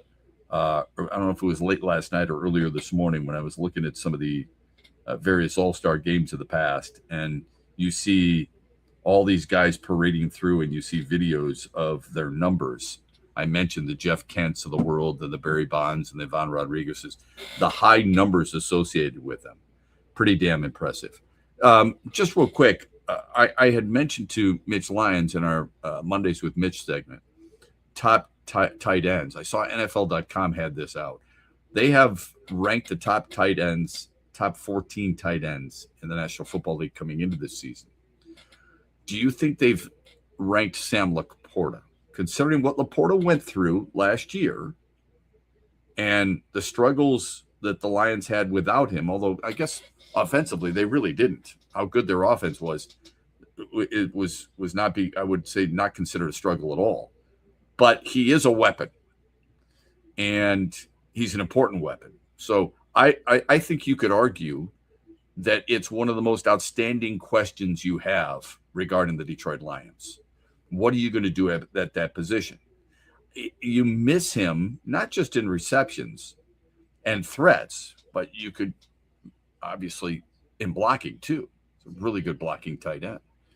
So I would ask you, do you think he's a top 10 tight end or a top 14 in this case? And what is the most outstanding question you have regarding the Lions as you start to gear up for their July camp? He's definitely a top 10 tight end. I mean, just production wise alone, I don't think that there's not a lot of tight ends in the league right now that really, strike me as being better than him from that standpoint when he is healthy and playing. Here's who they have. Tell me to stop. Okay. When you think Laporta is better. Ready? Right. Brock Bowers, Tyler Warren, Trey McBride, Colston Loveland. You could probably stop right there. Really? For me. I mean, okay. Loveland had a good first season. I mean, I'm not like taking anything away from him in that standpoint, but I feel like Laporta's done it for a longer time. He was just hurt last year, so maybe they're not giving him the benefit of the doubt with that. But fair enough. The confusing thing I have, not to be nitpicky here, Trey McBride, obviously, he had more receptions than anybody else. Yeah, Trey McBride's a stud. There's no question about that. Right. But what's interesting is you didn't stop me at Tyler Warren, and I put Warren second. Yeah, I thought that, but I didn't hear Trey McBride's name yet. So I was like, well, I need to hear his name before I could say stop. So because Bowers and McBride would be the two that no matter what pop out in front for me. So because Colston Loveland was pretty damn good last year. Yeah, I don't think he's better than Sam Laporta yet. I don't think Tyler Warren's better than Sam. What about Kyle Pitts? I knew that name was going to go up eventually, and I would still take Sam Laporta over Kyle Pitts. Wow. I mean, he had a big year last year. He did. Really big year. He was a lot better, and I do feel like some of the problem with him has been the quarterback play in Atlanta since he's been there. So he probably deserves some of that benefit of the doubt.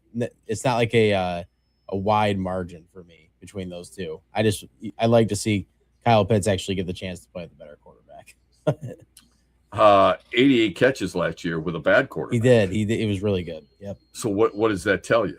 Yeah, he's definitely one of the best ones in the league. That's for sure. But again, I don't think there's any question about. But the fact that I still feel like that's a guy that, again, maybe this is the fantasy football side of me coming out, but it just felt like, plenty of times if you had him on your team or on your roster, you were upset with the draft pick, and that's been a problem for a while now with him. I feel like is the production until last year. He finally actually, he probably should have been drafted higher than he was last year in a lot of fantasy drafts, right? So I feel like when you look at it from that standpoint, it's like, I don't know if he's better than Sam Laporta, who every time that he's been healthy, he's been very productive and very useful. So, well, look, he's been healthy for two of the 3 years. The first year was crazy. Okay. Yeah, it's 120 targets. He had 86 catches. The following year, he had 60 catches. Kyle Pitts had 88 last year. I guess it depends on what we're looking at, right? Are we looking at yards? I mean, Sam Laporta had 17 touchdowns in his first 2 seasons. He's played 3 years. He's got 20 touchdowns. That's pretty damn good, right? You're averaging 7 touchdowns as a tight end with these types of players on your roster. Think about it, Amon-Ra St. Brown has had 11 last year. Sam Laporta in his rookie year had 10. The fact that you can make an argument for Laporta to be in the top 3 in general, what other names are there even after Kyle Pitts? That is there other names on that list or George Kittle? Okay, yeah, he's still very good when he's healthy too. So Isaiah Likely, I haven't seen enough from Isaiah Likely. I feel like to take him over Laporta, that's for sure. Harold Fannin, yeah, no, you can. This is what I mean. Like, Right. how is he not in the top 10? I wouldn't understand how you could make him not in the top 10. Jake Ferguson? I mean, sure, I guess. Tucker Kraft. Tucker Kraft, I feel like maybe should be even higher than that. But again, he started last year great. I don't think he's really had a great season before that. I would have liked to I guess I wouldn't have liked to see it being that he's in the Lions division, but I would have liked to see him play out the rest of the season because I do think he has a potential to be really good. Yeah, I think he's a really good player. Really like him. What's interesting is he's been in the league the same amount as Sam Laporta. Yeah, you never like to see a guy start to do well and then get an injury and like you don't get to see the full potential. It sucks. But Right on. And last year he was on pace to have personal records without a doubt. Last year he had 32 catches before he was hurt, or 31, and his rookie year he only had 31. His second year he had 50. He had 50 catches and 7 touchdowns. That's an off season for Sam Laporta. I'm not taking anything away from Tucker Kraft. I'm just comparing. If you want to compare the two, it's really not close. And this article had Tucker Kraft two rungs below Sam Laporta. They had Sam Laporta at number 11. All right. It's unbelievable. I don't get that. I don't get that at all. I think some of it, again, this is coming into the year. I think some of it is if you're a general manager and you want a tight end, who are you starting your team with? Brock Bowers is a pretty damn good answer. Brock Bowers is outstanding. I think Trey McBride's a really good answer. I think, but that's the argument. Who would you take? I feel like it's one of those two, you know. But and as much as I may like a Tyler Warren, who's only been there 1 year, and I like a guy like Colston Loveland, who's only been there 1 year, and George Kittle, who I think I would put him at number 1, quite honestly. Yeah, he's had a hard time staying healthy. If he was healthy, he'd be, right there with the other two we were talking about. And you could say that about a lot of players. We don't know that about a couple of them because they've only been in the league a year. There's no way. I like Jake Ferguson. He was one of my fantasy tight ends last year. I like him. There's no way I'd take him over Sam Laporta. I'm taking Sam Laporta. I think he's a top 5 tight end. You want to put Brock Bowers? Absolutely. You want to put a guy like George Kittle for sure and Trey McBride? Yes. Warren hasn't shown me enough yet. Loveland hasn't shown me enough yet. Likely is not as good as Laporta. Ferguson isn't either. I could almost go with Kyle Pitts. If you said Laporta, you could understand 5, but he's at the lower part of that he would be number 5. Kyle Pitts might be the only other guy. He's a little bit of a freak in that regard. And then, of course, you got who knows how good Kenyon Sadiq is going to be, but he should be pretty damn good. He's the rookie out of Oregon. Anyway, I thought that was an interesting list and one that I wanted to share with you. Definitely was. Another interesting list is the one with running back duos. Many people in Detroit just felt like we had the best running back duo in the National Football League. Do you think that is the case now? We'll get to that on the other side. We're brought to you by Meyer here on X's and Bros on a Monday morning on the Michigan Sports Network. Huge here for my good friend Josh Garvey and the team at Dorn Mayhew, West Michigan. One of the world's top accounting, CPA, and business firms. Her worldwide headquarters are in Troy, Michigan, on the east side of the state. And Josh and his team connect with all the sports fans and businesses across Michigan. They bring you John Beeline on the Huge Show. They bring you Lomas Brown during the Lion season. They are a top shelf team when it comes to growth and understanding what their clients need. And mix in when we do the Beat Huge contests or the NCAA March Madness brackets. Thank you, Josh Garvey, for what you do for the Huge Show and the Michigan Sports Network. Simple and easy. Just find Dorn Mayhew on all the social networks or just Google Dorn Mayhew and find out how they can help your business. And again, a special thanks to Josh Garvey and the Dorn Mayhew team in West Michigan. Mitch Lyons here, founder of Mitch Lyons Wealth, where we create your best game plan to protect, grow, and win retirement. I'm here with Tiger legend Kirk Gibson, who we are proud to support and partner with on the newly opened Kirk Gibson Center for Parkinson's Wellness. Thanks, Mitch. We appreciate your support, and we are excited to have recently opened the center in Farmington Hills. It provides exercise therapy and educational programs that are helping the Parkinson's community. Just like Mitch Lyons Wealth helps improve the quality for their clients' retirements, this center helps improve the quality of life for people with Parkinson's. And Gibby, the best part of all is that access to the center is available to the Parkinson's community free of charge, right? That's right, absolutely free of charge for people with Parkinson's and their care partners. You hit a couple of the most famous home runs in Major League history, Gibby, but I feel that your greatest hit will be the positive impact the Kirk Gibson Center is making in the fight against Parkinson's. Mitch, since my diagnosis, I get up every day and focus on winning that day. This center encourages others to do the same. Awesome, Gibby. To learn more, go to kirkgibsoncenter.org. Huge here for all the ABC warehouse locations in Michigan. Now, if you're looking for the best prices on TVs, furniture, appliances, mattresses, and more, you need to go to abcwarehouse.com. You can shop there and also shop in person at all ABC warehouse locations across Michigan. For the one close to you, go to abcwarehouse.com. Best deals on TVs, appliances, furniture, and mattresses at all ABC warehouse locations in Michigan. Rod Stewart returns to Soaring Eagle Thursday, September 3rd. The Soaring Eagle Summer Outdoor Concert Series with special guest Richard Marx. Tickets start at $71 and are on sale now at the box office and etix.com.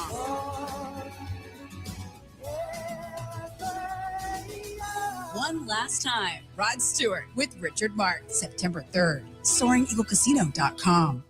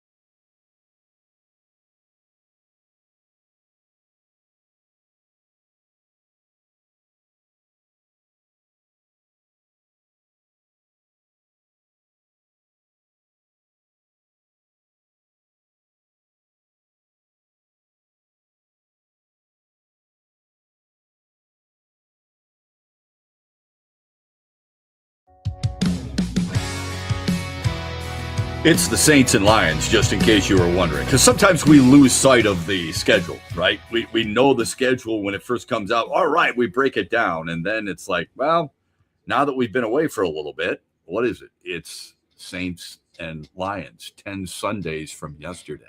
Excited for that?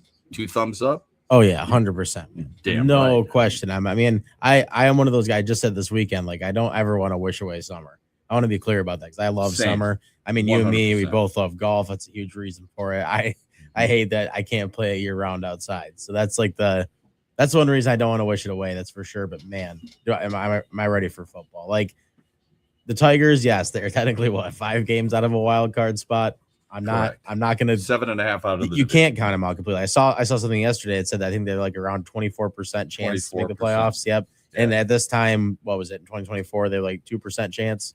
So yeah, you can't say it's impossible. That's for sure. But the but Lions that's not is the just norm, okay? I mean, Yeah, everybody right. will use that as an example, okay? Let me ask you this. Should Cleveland use the example of winning the division last year? I wouldn't. No. Because of how far from which they came? Come on. What are we doing? It's okay to still believe. You should. I'm not saying you shouldn't. There's absolutely reasons to do that. But how many weeks have you and I said this now? When they go on a win streak, everybody starts to go, they're only It's the 5 same games thing. back in the division, or five games back in the wild card, 7.5 in the division. And then when they lose 4 out of 5, just sell.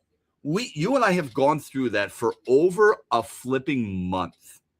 May, they go 6-22.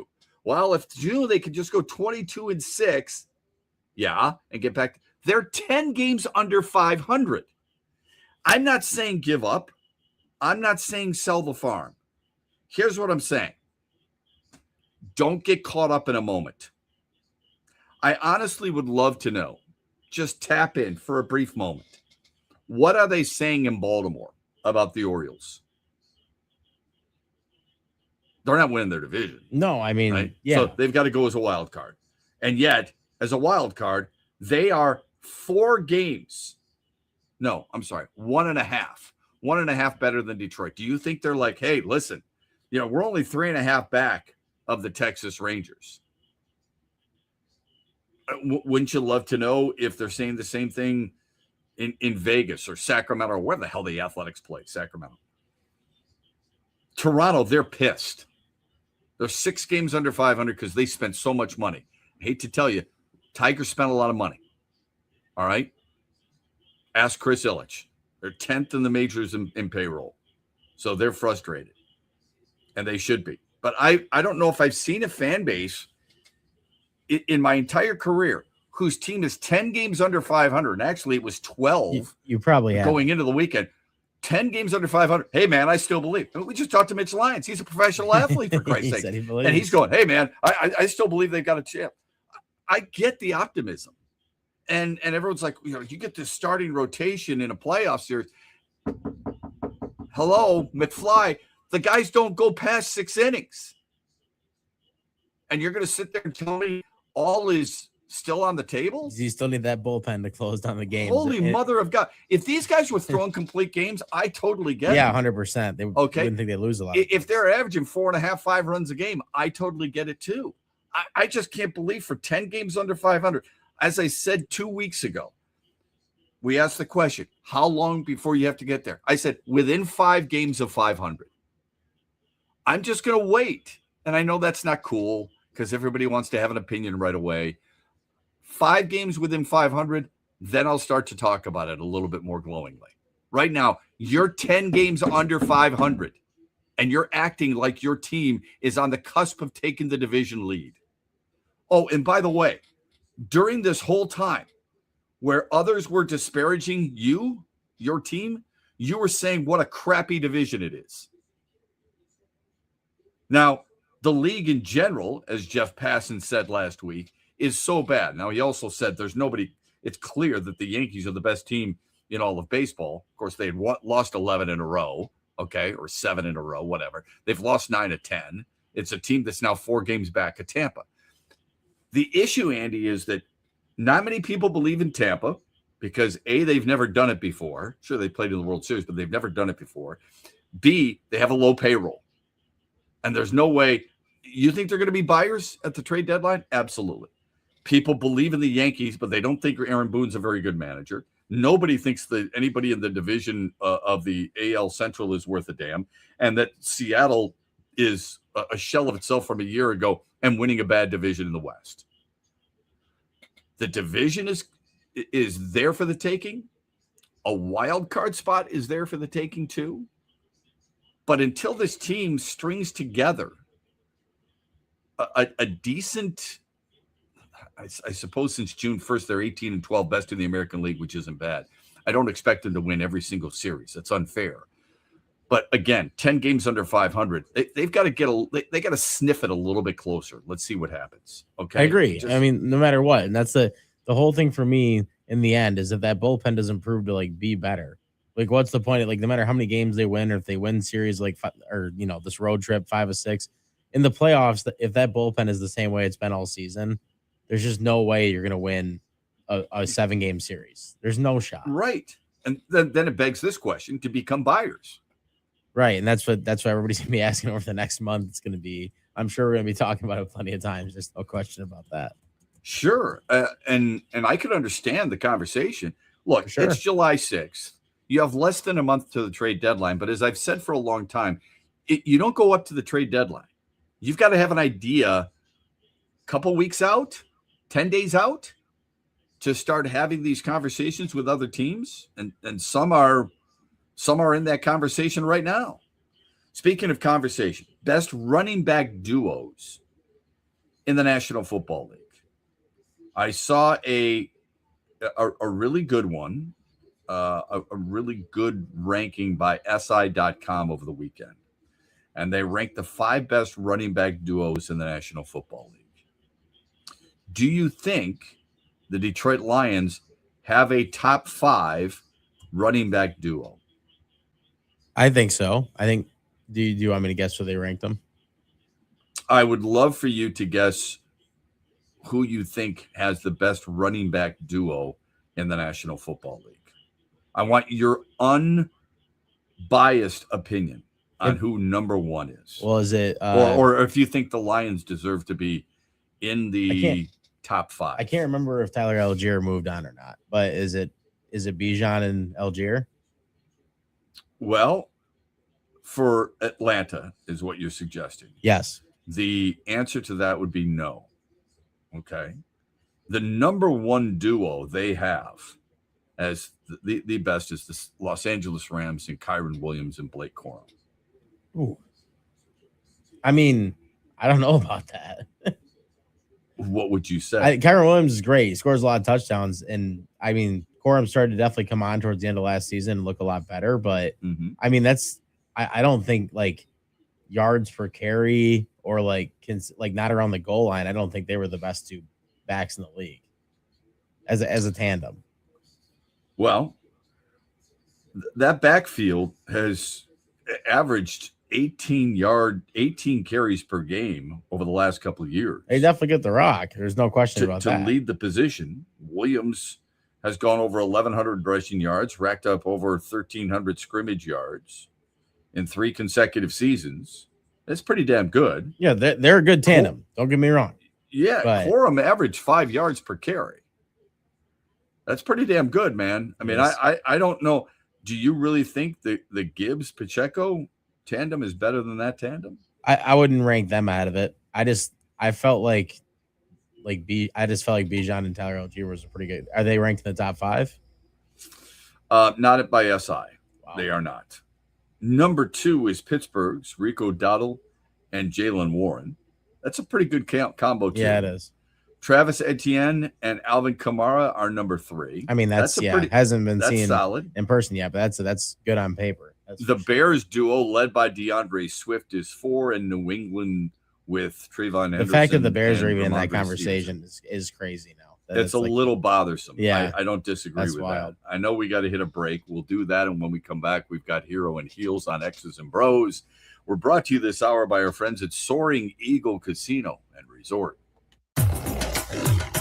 In the Den with Dan Dickerson. It's a new day to celebrate and be free. And it's a new day full of action and excitement because it's a day for winning. Only at Soaring Eagle Casino and Resort. Soaring Eagle Casino and Resort, your getaway reimagined. The Tigers will have 3 players represent them in this year's All-Star game. Riley Green, Dylan Dingler, and Kevin McGonigal. And how special it is that all 3 made the team because their peers voted them in. For Kevin McGonigal, who grew up near Philadelphia, he'd always dreamed of just going to an All-Star game in Philly as a fan. Going as a player, he says, will be a little bit surreal. Dylan Dingler was an obvious choice. He's become one of the best catchers in the major leagues and continues to find ways to get better defensively while becoming one of the more dangerous power hitters in the American League. Green, a less obvious choice, but I love that his fellow players recognize just how good he is. He's become a better hitter this year while maintaining that power threat. 3 All-Stars, all having great seasons, all chosen by their peers. Celebrate the soul of folk and Americana. The Lumineers Automatic World Tour comes to Soaring Eagle Casino and Resort Sunday night, July 19th, with special guest Josiah and the Bonnevilles, part of the Soaring Eagle Outdoor Summer Concert Series.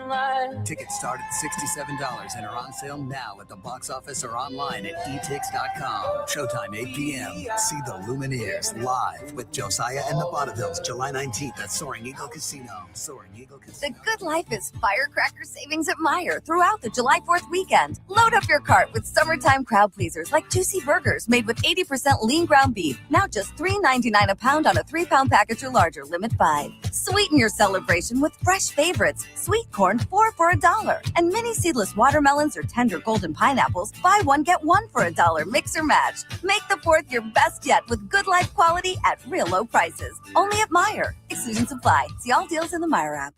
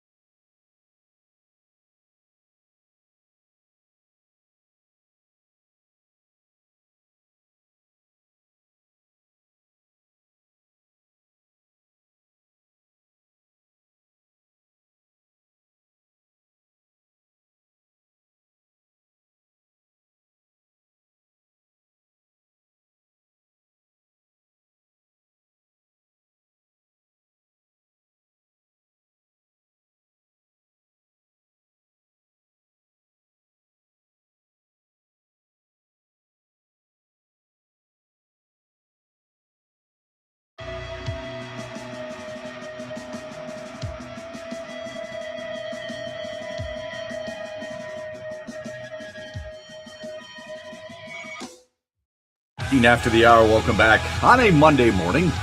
Hope you had a good weekend. Thanks for being with us on X's and Bros throughout the great state of Michigan.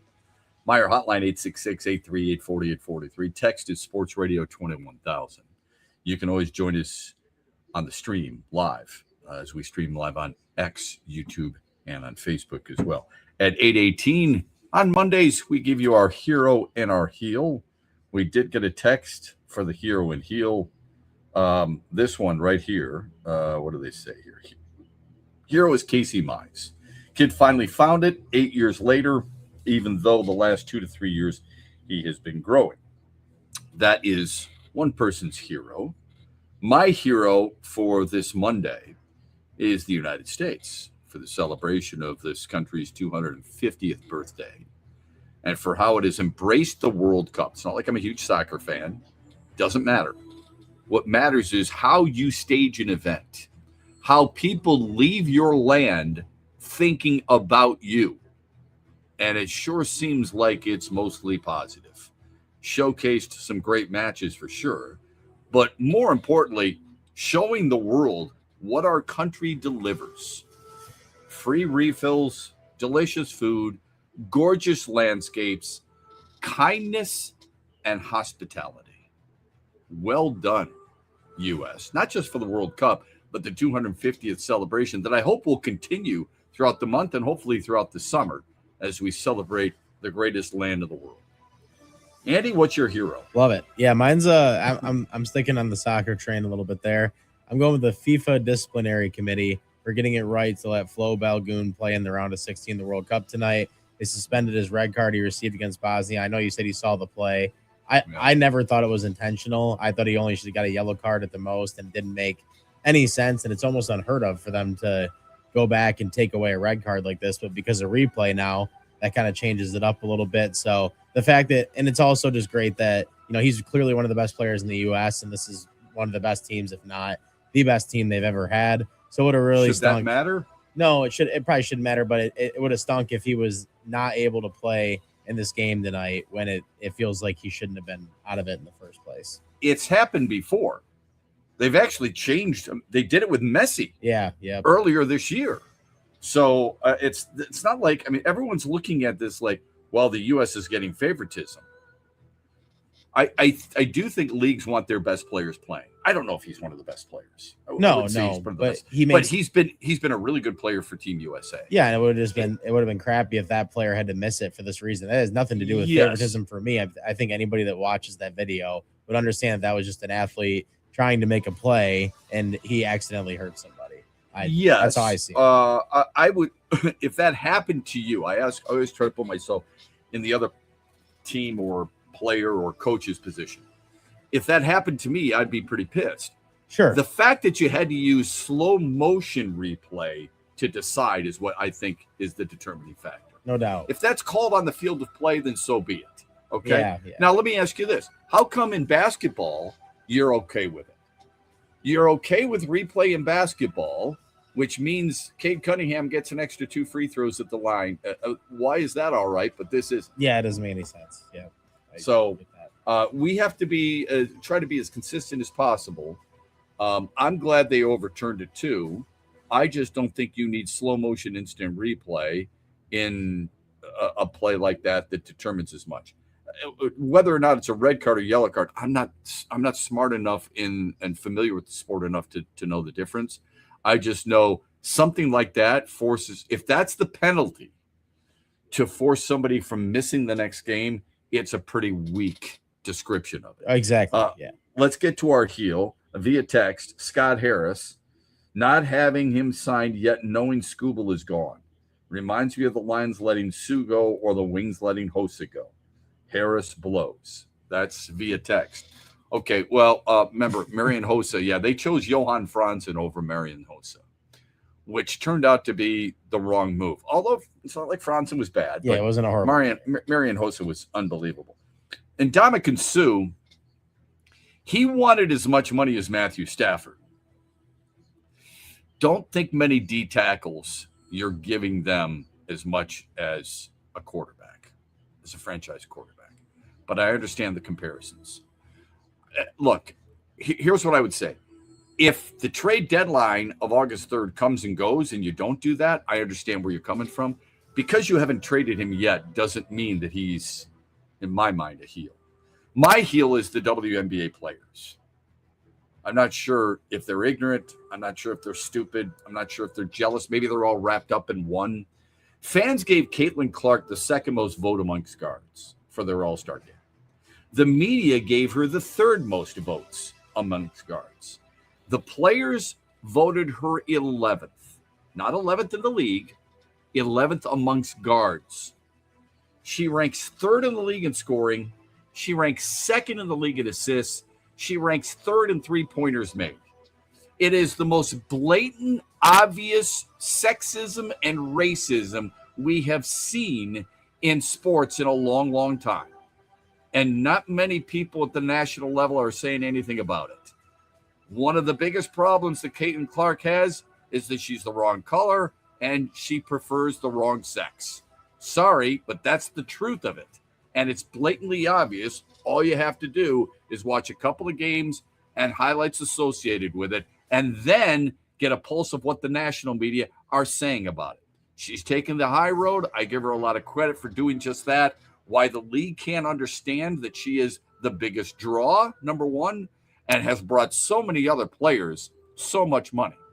Do you do this with some of the greatest players of their era? Did you do it with Jordan? Did you do it with Tiger Woods? Did you do it with Wayne Gretzky? They did not. Those leagues and those players of those times embraced those players because they realized what it would mean to them and the league itself. The WNBA doesn't seem to get that. They're my heel. I totally get it. So my heel, it's a little different. I thought this is kind of funny. So I'm doing the Jets. That might sound weird because it's not football season, but Norway had a big upset over Brazil yesterday in the World Cup. Norway has now had more playoff wins at MetLife Stadium than the Jets, who have played there since 2010. Their only playoff win during that time was actually in the 2010-2011 season, but it was on the road. And even the New York Giants have more wins in that playoff stadium than the Jets do. So the Jets are my heel. Okay. That's a really good one. Couldn't help but laugh when I saw that. It is funny. I've seen that a couple of times.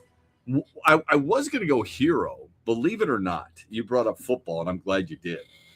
But I was going to go with Michael Bidwell. He's the owner of the Arizona Cardinals. I mean, obviously I didn't, but here's I don't know if you've heard about this. There's a woman by the name of Liv Capoletti. She was a bride-to-be who wanted to have a bridal suite in New York when she gets married at a specific hotel. That hotel has already been booked during the trip for the Arizona Cardinals.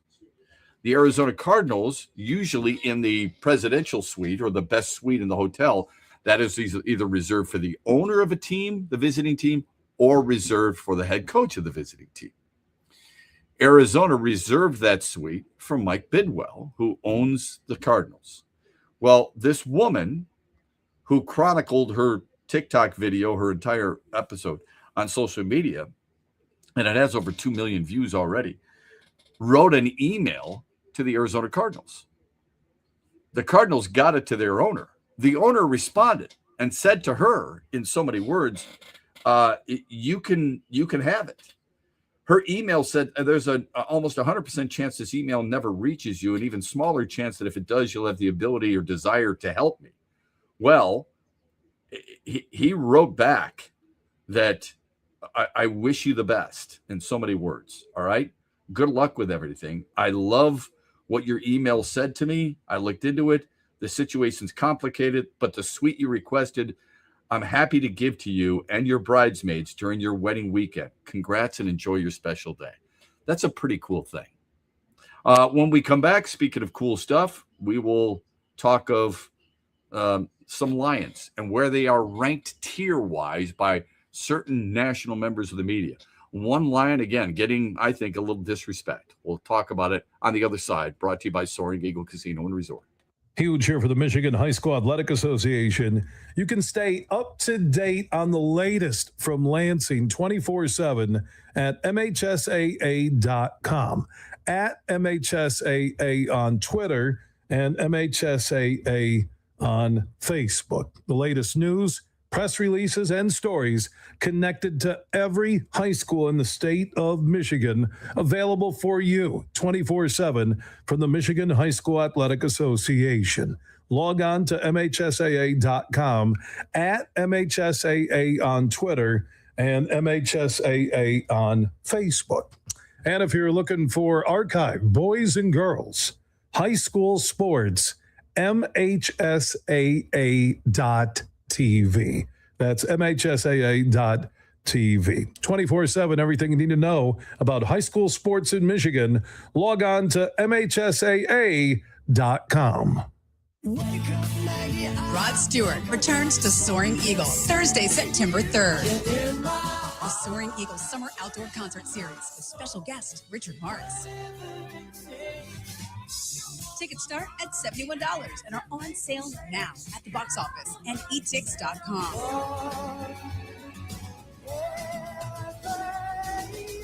One last time, Rod Stewart with Richard Marks, September 3rd, SoaringEagleCasino.com. Where are you watching the Tigers this year? Superfly Hayes here for Detroit Sports Net. Sign up like the Ute Show did with the Detroit Sports Net Tigers Wings package. Subscription info at tigers.com and MLB.com.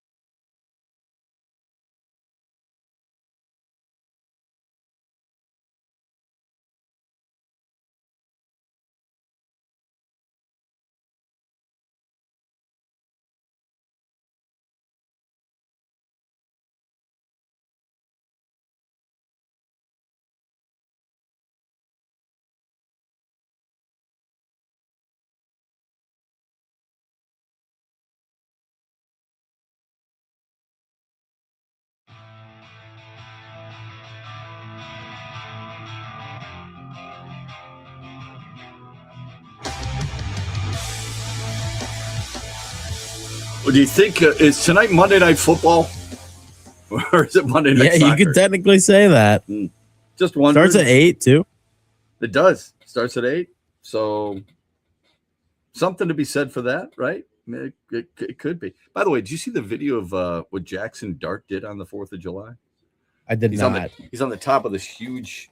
It looks like a ship. Could be a boat. I don't know. Again, being in the UP, I'm pretty sure they have one cell tower up there. So no, I wasn't watching a lot of videos or anything. But these two of his friends take off on a jet ski, and he's on the top platform of this ship or boat, and he just launches a pass, and his buddy leans back and catches it off the back end of the. That's of the insane. It was pretty wild, man. It was pretty cool. I'll have to watch that one for sure. I can't say that I was necessarily a big fan of his, with the bling and everything. He's got something about him. It's interesting, isn't it? If certain guys show that pizzazz, like you always hear the video testimonials of players against Larry Bird, and he would tell you, Andy, I'm going to take a jab step right, a crossover dribble left, and hit it off glass from 17 feet right in your face, and then do it. All right. There's a famous story from Jamal Mashburn, who was part of the team or college guys who were getting Team USA, the Dream Team, ready for the Dream Run, right? And Larry Bird comes out and says, "You the college guys, huh?" And they're all like, "Yeah, man, yeah." And Mashburn says, "People don't realize how big he was at 6'10". And Bird, I guess Magic Johnson fed him 8 times in a row, and Bird just lit these guys up and then just walked off because he had told them it's going to be a long day for you guys. And he just, after hitting 8 in a row, he walked off because he couldn't sit on the bench and he had to lay down. Remember, he was older back then. So when guys show that type of moxie, oftentimes we'll be like, wow, he's one of the greatest of all time. We love that stuff. He's going to, Joe Namath predicted something. How great was that, right? Jackson Dart shows it, and some of us are put off by it, including yours truly. I'm guilty of it. Brett Favre comes in and does it. It's like, hey, I want that guy on my team. How many guys show that type of pizzazz, that type of self-confidence? Don't you think there's a very fine line between cockiness and self-confidence? Which is Jackson Dart? I'm not sure. But the kid loves the game of football, and he has shown that moxie. He's got a lot more to prove. Why do I take offense that Caleb Williams does the same thing? I shouldn't be. Don't you want your quarterback confident? I do. He's got to prove it. Caleb Williams did prove it. He won 11 games last year. He won the division. He had some incredible come from behinds. Do I think he's overrated? Yes, because he completes 57% of his passes. The dude showed moxie. You got to give him a little bit of love, don't you? Forget that you're a Lions fan and that he's a Bears quarterback. Don't you have to admit what he did last year was really impressive? Whether he had Ben Johnson or not, who cares? Oh, Shep, he's got all these weapons. Jared Goff's got weapons. I support him every single day. I think he's underrated. How many quarterbacks are winning without weapons? Ask Archie Manning if he would have loved to have weapons when he played for New Orleans. The answer to that is a definitive yes. Right? So sometimes I just wonder about those things back and forth a little bit. It all comes back to whether or not you like them, Andy. It does come down to that a lot. It does. It feels like for people and fans. Right. How many people like Jared Goff? You like him? Yes, I like him. Do. Sure. I like him too. I saw this as, this is the time of the year. In order to keep the NFL, I don't want to say relevant, but being discussed, you see all kinds of websites starting to talk about certain positions. We had just mentioned earlier in the show here on X's and Bros about the top 5 running back duos. CBS Sports recently ranked NFL starting quarterbacks by tiers ahead of the season. Obviously, what do you do anytime you see rankings? Immediately try to find your guy, right? Do you think he is a tier 1, tier 2, tier 3, or worse quarterback? Jared Goff. Where would you put him? It depends how many people are kind of in each category, I feel like. But I would put him right at the back end of 1, probably. Back end of 1? Yep. I get it. All right. First, you have to define that. It depends on how many people are in each tier. That's kind of where I'm like, right. What do you consider? So tier 1, they defined as transcendent talents. Okay. That's the most important thing to remember. Tier 2, borderline stars. All right. Now, I'll tell you why I have a problem with some of these definitions here in a minute. Tier 3 is promising prospects. Speaking of Jackson Dart. Tier 4 is volatile veterans. And tier 5 is prized project. You've got another tier there too, in a tier 6 that nobody wants to be part of, but their definition of that, and obviously Jared Goff can't be holdovers or placeholders. He's not a holdover because of his numbers, and he's more than a placeholder, okay? Because there is nobody to back him up. They have Jared Goff as a tier 2 quarterback. Before you and I collectively start banging on the steering wheel, let me give you the transcendent talents. There are 5 of them.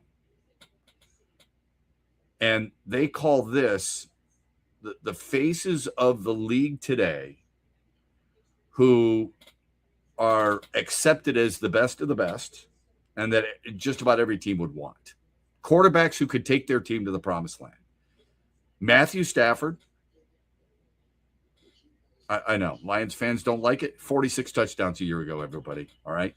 4,700 yards, 46 TDs, and 8 interceptions. Close your eyes. Pretend it's not Matthew Stafford. I gave you those numbers. You would run to the door to welcome him into your stadium. 100%. Yeah. Patrick Mahomes. No question. Josh Allen. MVP 2 years ago. I know. It's questionable. Lamar Jackson. Joe Burrow. Tell me who Jared Goff should take the place of. You can't. Yeah, no, for sure. Can't. That shouldn't be the question. The question should be, do you need to expand that list for one more? Right? That's how I would. Yeah, sure. I mean, yeah, you could look at it that way. And here's the reason I phrase it that way. The tier he's in, which is borderline stars, is the most populated category. It's the next batch of quarterbacks. Here is part of those who are in. All right, here's all 12 of them. Ready? Jalen Hurts. I think Goff's a better quarterback. I think so too. It seems odd considering Jalen Hurts has won the MVP of the Super Bowl and been to 2 and won 1. But I feel that way. Sam Darnold. I feel Goff is better than Sam Darnold, which again seems odd considering Sam Darnold just won the Super Bowl a year ago. Caleb Williams. I feel Goff is better than he is. Bo Nix. I definitely feel Goff is better than he is. Jaden Daniels. I feel Goff is better than he is, which seems odd considering Daniels outplayed him a couple of years ago in the playoffs. Brock Purdy. I think Goff is better than he is, which seems odd considering Purdy outplayed him in the second half anyway 3 years ago. Jordan Love. I'm about to run through a glass window. Justin Herbert. Dak Prescott. Drake May. Trevor Lawrence. Goff is in the same conversation with or same tier as all of those quarterbacks. That's my issue. If that tier was cut in half, I could almost accept it. To be that widespread with those players, those names, and their numbers associated with it is where I have an issue. Sure, I can see that. Like the first list being that small and that one being that big, it is kind of crazy. I guess who would be the first name you would put back in that first tier? That's my question. Goff. It'd be Goff. Okay. Absolutely. The only other one that might come close, for me anyway, might be Dak Prescott, but look at his playoff numbers. Regular season wise, which is a larger sample size, his numbers are amazing. Sure. I said this last week. I think you were here. Maybe it was Friday when John Ilk was filling in.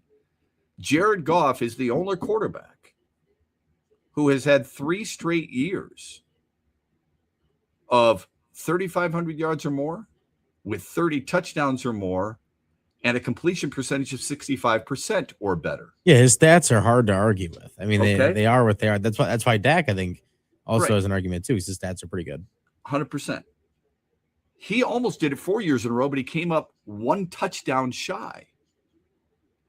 Like 29 touchdowns is still a lot of touchdowns, folks. I think he's been that good. Look at his winning percentage. The numbers are there for the most part. The problem is, people label him. Yeah, like it feels like some of that. Just like you and I label him too. We may not always label Jared Goff, but we label others. When I say Justin Herbert, what do you think of? Good talent, No not a lot of wins. Yep. No playoff. That's always my first two things. When I say Lamar Jackson and Josh Allen, what do you think of? Good talents, but not a lot of wins. Can't get over the hump. Yep. When I say Sam Darnold, what do you think of? Ghosts. His time in New York, right?